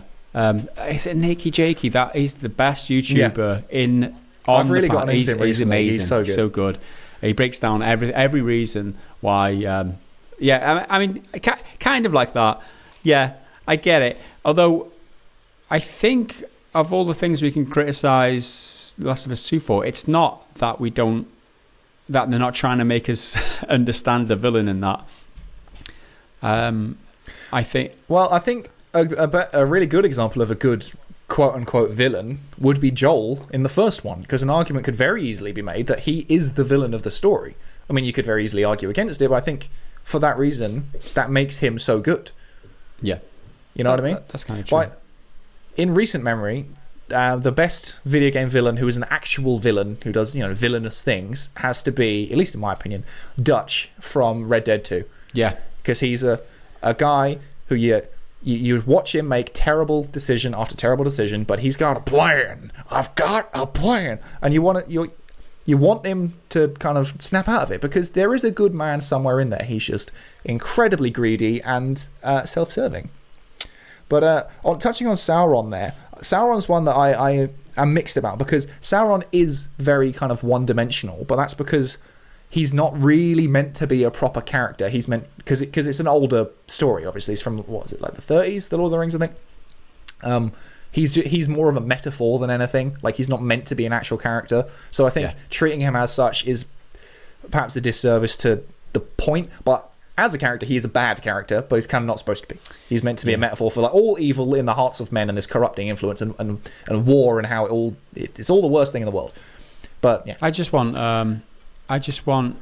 all our villains and bad guys to have a good reason for being a bad, shitty person. So long as they can justify being the bad, shitty person, I'm happy. If there's no justification for it, if it's just pure greed or pure like evil, it's like nobody believes that. That's not a human trait, right? Very few people are pure evil. Like, most people are doing things to try and get something from it. So tell me what that thing is. It's one of my biggest problems with Assassin's Creed Valhalla at the moment is there isn't really a villain. Like, some of the marketing material and interviews and stuff would have you believe it's King Alfred. It's not. Like, I've seen him once. He shows up. I won't spoil anything, but he shows up and then he disappears again, like within the same scene. I I don't have any long-standing beef with him. Like, at the beginning, you've got this kind of clan rivalry with other people, but that's nowhere near the focus. It's barely even a side quest by the end. So there doesn't really have a villain because they're focusing on like your community and shit, but that's not so good. But just as a little tidbit on Assassin's Creed. Anywho, thanks for the question, Cloney. Thank you very much. This is the final question from Tommy T. In regards to game reviews, why do you think games like Call of Duty don't get called generic and get decent reviews and scores, even though it's recycled content year by year and comes buggy as shit and takes a year to get to where it should have been at launch? However, games like Days Gone, open world with a twist, get called generic and reviewers tend to shit on them. Thanks for the quality content and a grinning face. Call of Duty, I mean, it's the age-old meme, isn't it? They always get reasonable reviews. Let's just, for argument's sake, let's get them up. What's the most recent one? Warzone? Wait, is the new one out yet? A lot of questions I don't know the answer to there, Henry. Oh, I don't fucking know. All right, let's go. Call of Duty three in words. Metacritic. Call of Duty. Black Ops 4 PS4 has 83. Warzone PS4 has 79, so that's not as good, but it's still reasonable. Modern Warfare 80 on PS4, Black Ops 3 81. I mean, World War 2 79. Highly rated, whatever you think. You know, they're well-rated games. Then, so I think this is certainly not terrible. I think there's a lot to be said about games, the state of games reviewing, right? And Days Gone is a good example. Because that is a game that we both really liked, and a lot of the criticisms of that was doesn't bring anything new to the table. It doesn't. You're right there. No, I'm listening. I'm just getting my Days Gone hat to represent. Oh right, I was like, what's he doing there? Is he taking a delivery off a courier or something? Days Gone hat. I mean, we really liked it. We liked the protagonist. We liked the world. We liked what you had to do. But then again, it hit so many. For example, you're playing a gruff male and like a female gruff white male protagonist, or whatever the guy said. Female reviewers or people who are virtue signaling reviewers who we've also talked about them already today. They're going to be bringing up issues with the game based on who the protagonist is and it's like really it's all about review integrity, right? Call of Duty, is it the same again every single year? Pretty much. I mean, there's not that. Are they good games? Maybe. Are they the 8 out of 10, 9 out of 10 games? Probably not by my... but they pay some advertising revenue. Do you know what I mean? They give you early access. I don't know. Maybe I'm intimating that IGN gets a lot of revenue on their website for... these games with big budget marketing. I don't know. Maybe that's the cynic in me. Maybe that's just complete bollocks. But I think it's lots to do with just the reviewers themselves being got this peer group, and they want to try and impress other people by bringing up irrelevant things, completely irrelevant. And we had the main example earlier with the Xbox situation. You can't buy this game because of Trump, essentially. Because of Trump. Yeah. Don't buy this console because Trump. That's why.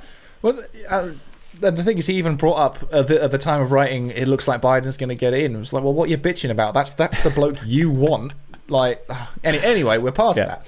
I think the review situation. Yeah, you're absolutely right. There's a lot of like dick sucking and whatnot that goes on, but I think a lot of it for these bigger outlets like your IGNs and whatever, the Call of Duty review will go to the Call of Duty like fan. We're coming at this from non-fans. We don't like Call of Duty because of the exact reasons you've listed. Generic, doesn't do anything, doesn't bring anything new to the table, all of that shit. But the person reviewing it, that's their bread and butter. And at their very like core, the base level, they are very pretty games with very high production value. Yeah. So I think that kind of helps make a game perhaps seem better than it is. True. I think most people can agree to that. And mechanically, you say bugs, which, yeah, totally right. But mechanically, they're normally pretty sound. Like, the Call of Duty games do largely have very good shooting and base mechanics. So on that level, that's like a good game. You know what I mean? Like, to be a functional game that works and you can play and you do what you're supposed to do. And I think in that way, it is a good game.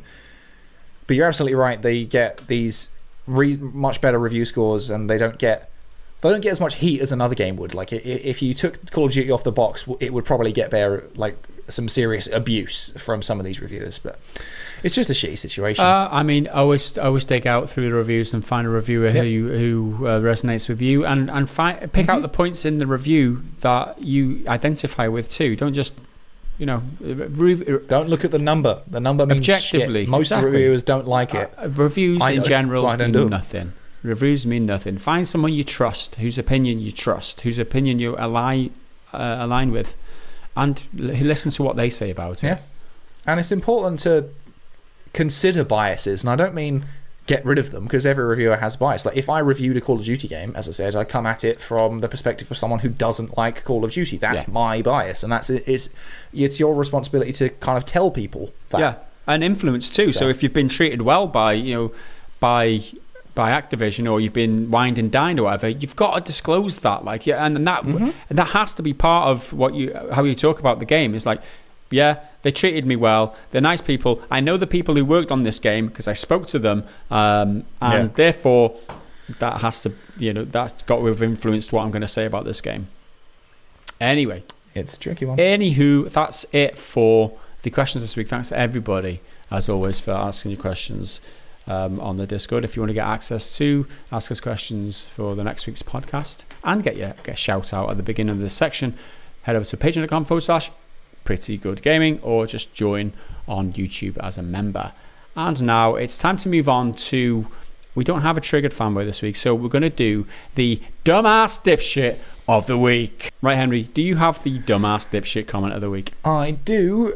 It's just that Google is struggling to load for me. Okay, so Assassin's Creed Valhalla launched 2 days ago at the time of recording, but I got an early review thingy from Ubisoft, and I've been playing it all of last week. It's basically taken up all of my time when I'm not working, much to my girlfriend's displeasure. She keeps getting annoyed that she can't watch fucking Bake Off or Strictly Come Dancing or whatever.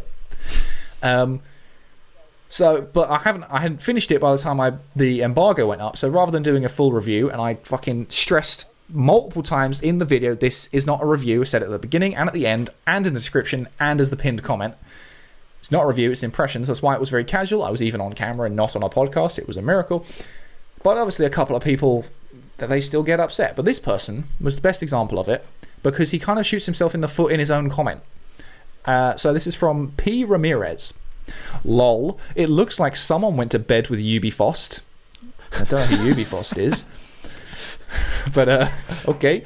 These guys are losing edge. They have review to Ubisoft in less than a month. I wonder if Ubi sent them a good check. And also, check is spelled incorrectly.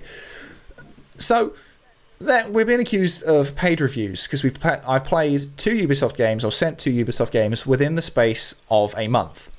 What you're failing to realise, which was very clearly pointed out by some of the commenters, who I might read in a minute, because some of those are quite funny. One of them's quite long, though.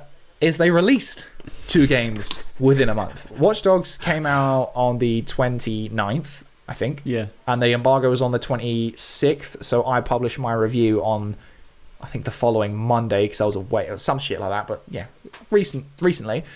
Valhalla came out on the 10th. Embargo was on the 9th, I think. Yeah. Well, Monday, whenever Monday was, and I played it the week before. That's within a 28-day period. My camera has stopped rolling. Okay, there we go, we're back. Yeah, that's within a 28-day period. And you're also missing the fact, perhaps you didn't actually watch my Watch Dogs one. Didn't. Because I kind of tore its arsehole out a little bit. I said that it was pretty shit. Like, it doesn't do anything interesting with its unique mechanic, and it runs like garbage. And once again, I've said it 100 times, it crashed 7 times. Yeah. 7 fucking times. What he fails to understand here is that reviewing a game is not an endorsement. And I think that's where his problem is, right? He thinks that we've reviewed these 2 games, we're endorsing them. No, we're not. So what we're doing is we're giving our opinion on this game, which are big games, right? Let's be honest. A lot of people want to know about these games. We're informing our viewership what we think about these games, or what Henry. And we didn't ask. We didn't ask for it. They offered it. We would have asked for it. We'd have taken it anyway because I probably would. Because not only is it good for the channel because it gets a lot of people watching the video, it's good for the viewers because it gives them information they need in order to make a decision as to whether to buy it or not. Yeah, that's the purpose. True. But even in this case, we didn't even have to. They just sent it to us, and it's not like we've been nice to them in the past. Yeah, we've been talking about all of the numerous controversies they've been doing. We always shit on them for making shit games. To be fair to Ubisoft, they take that all on the chin by the sounds of it, because if they've seen any of our previous game coverage of Ubisoft, they may well think twice about sending us games. But I think you were being fair in both those reviews. Watch Dogs Legion could and should be better. Assassin's Creed Valhalla has its plus points. There's a lot to like about that game. I think you were very fair. That's not a ringing endorsement of either of those games, really, because there are people that both of those games will appeal to and not appeal to.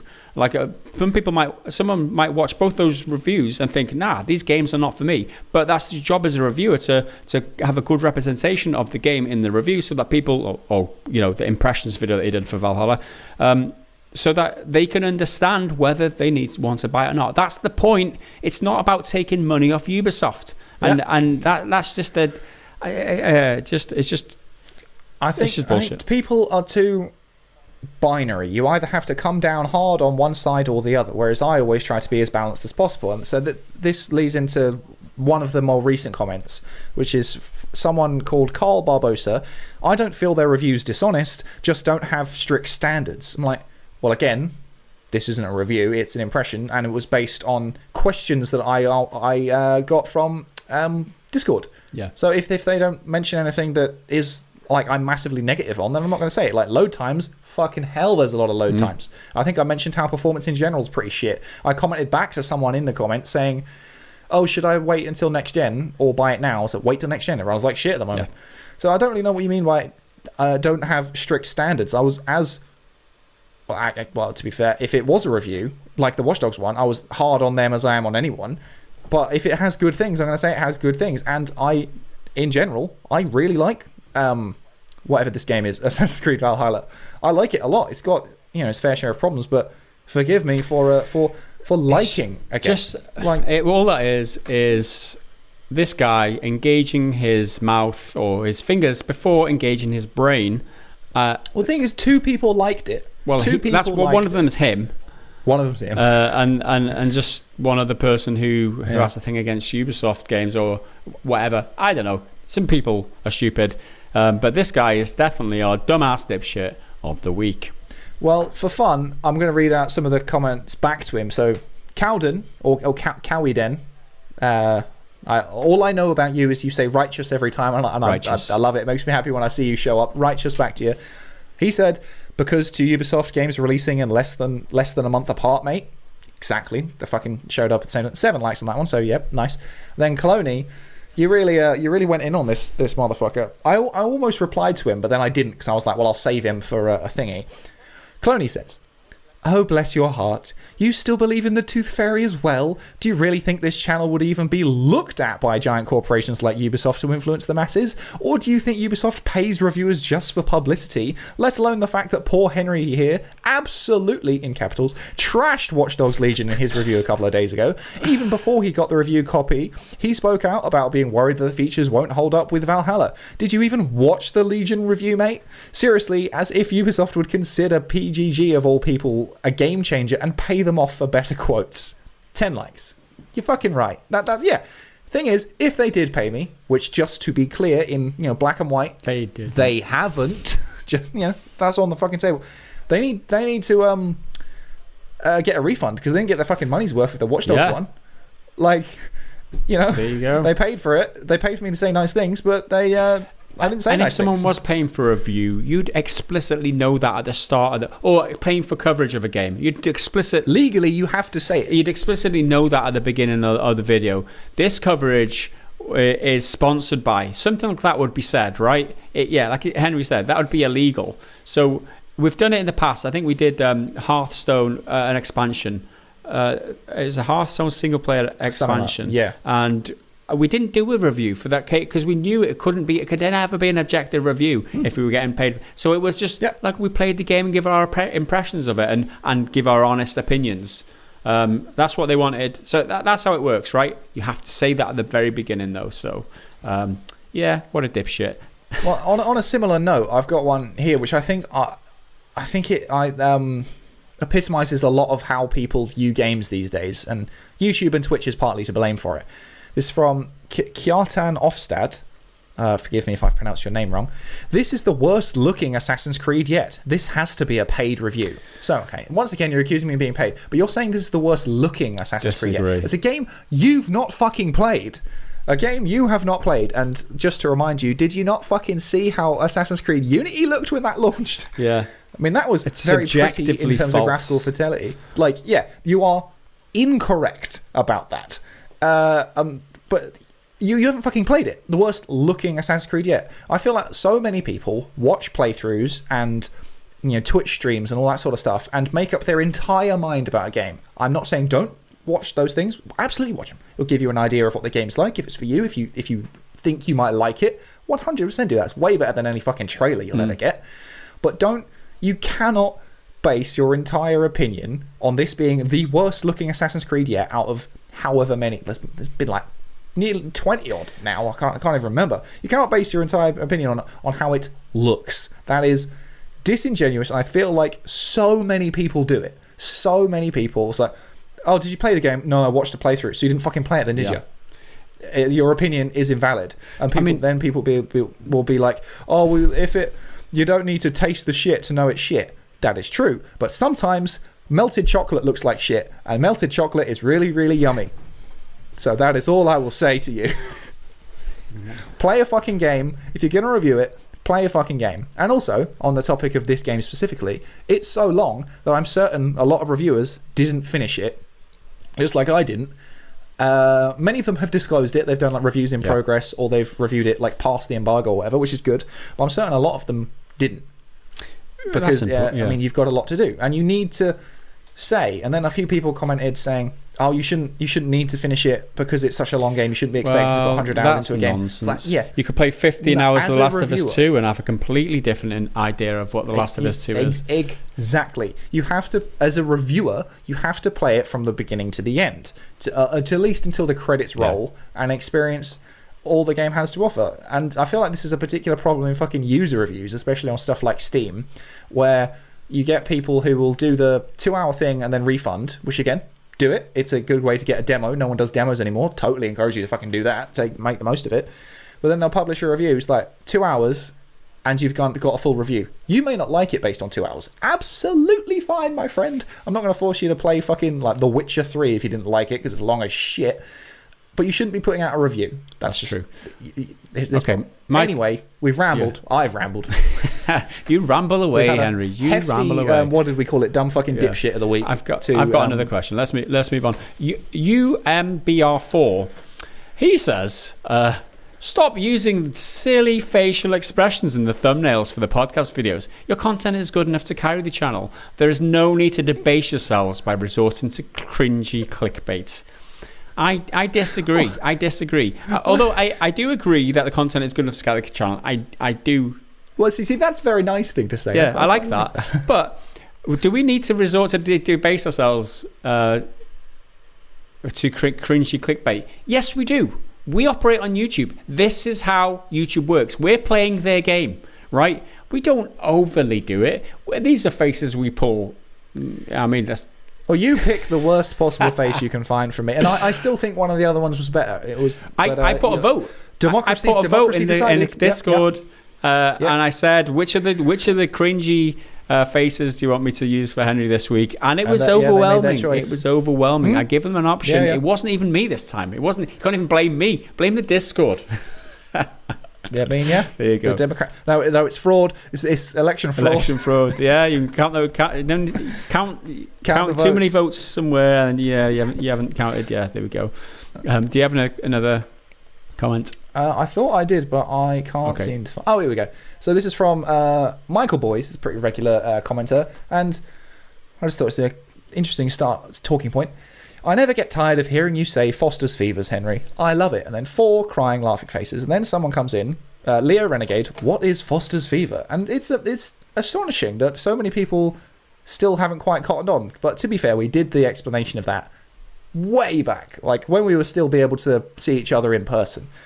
So Foster's Fever is my nickname for the virus, which we're not supposed to say the name of on YouTube, although apparently you can now without getting demonetized instantly. But I'm going to stick with it. I've been rolling with Foster's Fever. It's my favorite one. Sometimes I'll change it up. Yeah. So like Peroni Plague's a good one. Stellar Sickness is quite a good one. But Carling Cough.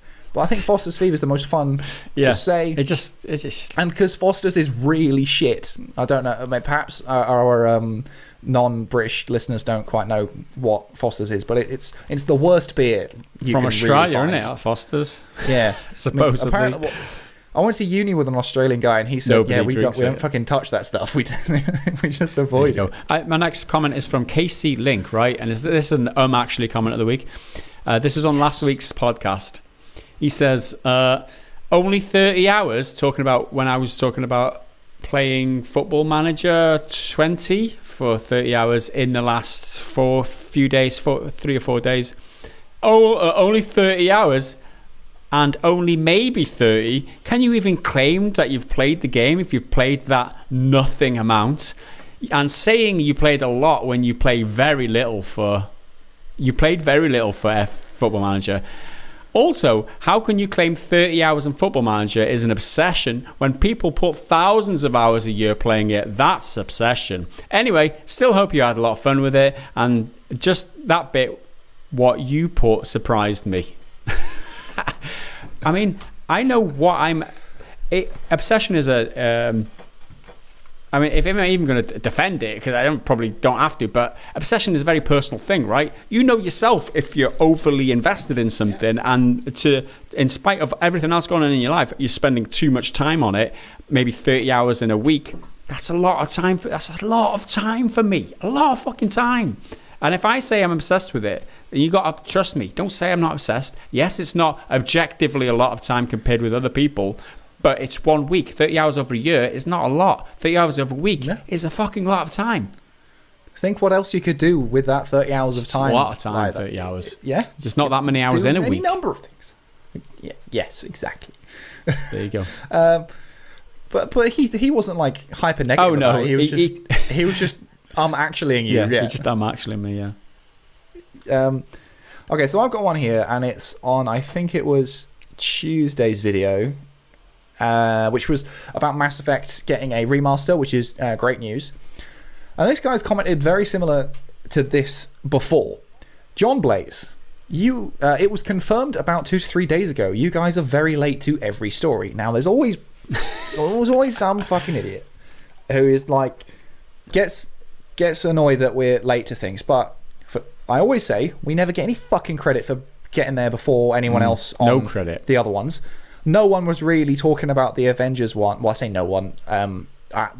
Similar people in our sort of sphere weren't talking about the Avengers one losing 48 million. Although there's some conflicting reports, because I saw Young put his headline was 63 million or 60. I think 63 million. But that's based on conflicting reports. On the Square Enix actual spreadsheet thing, it works out about $48 million. But on this other reporter, he said it was that, and that's converted from yen anyway.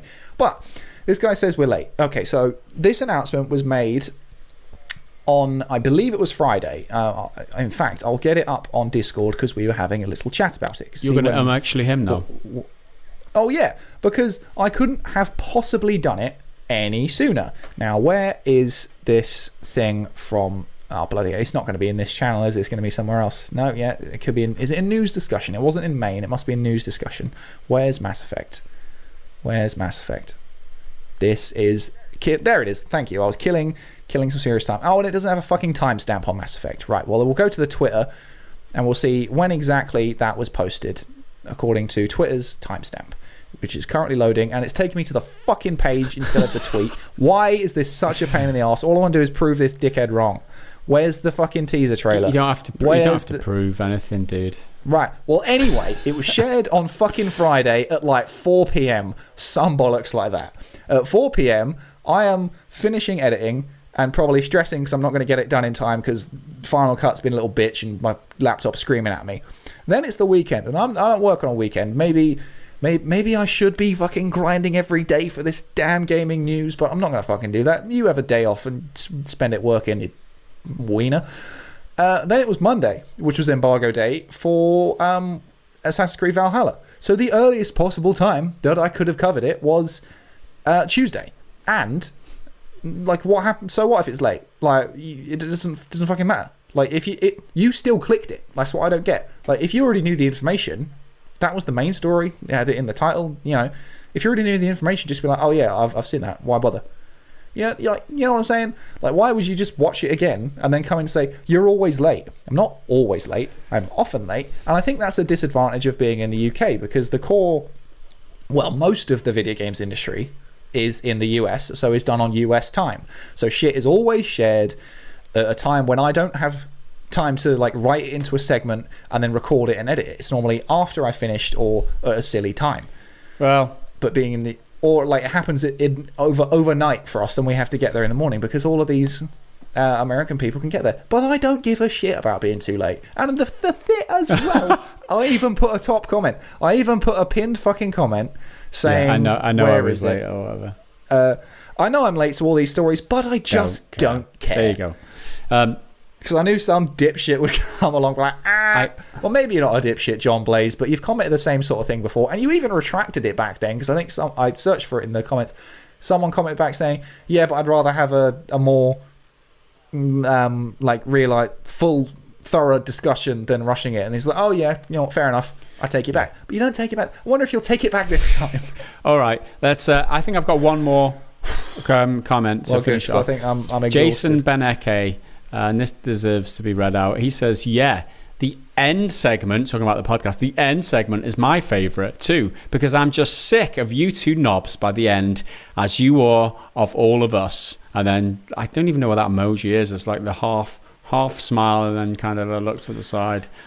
Yeah. I mean, don't kid yourself, Jason Beneke. You're not sick of it. We might be knobs, but you wouldn't watch to the end. Exactly. If you were sick of You're us. Watching the end segment or listening to the end segment because you like us. Admit it. You like us, you like the content, and that's just the way it is. So don't come here giving me your shit, trying to pretend that you don't like it when you quite obviously do, because you're watching right to the very end. You lying little shit. You're probably watching to now on this you one. You little liar. Now, when we get to this point, I hope you comment back. And just know you're such a little liar. Such a little liar. Your mum's mad at you. Your dad's disappointed. There you go. That's the final YouTube comment for this week. Let's move on to our final segment before the end segment, and this is the bad dad joke of the week. Brace yourself, then. Brace yourself. The Pillsbury Doughboy died. His funeral will be held at 3:50 for about 20 minutes. Oh boy, that is a sign of things to come, man. Hold on to your seat. I actually know. I'm holding. You ready? I actually know a lot of jokes in sign language, and I can guarantee you, no one has ever heard them. See, that's quite good. What do you call a depressed man with a robotic arm? I don't know. A cyborg. Okay. And that's your lot for this week. That's it. I don't want to put Henry to you anymore. And that's it. And now let's move on to the fated end segment. Is that what I called it?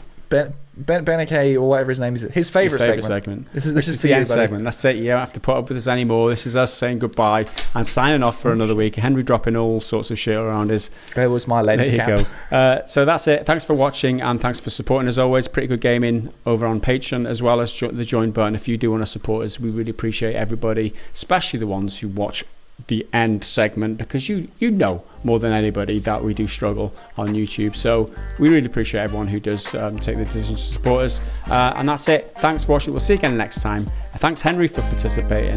Thanks you for watching. We'll see you again in the next one. Until then, bye for now.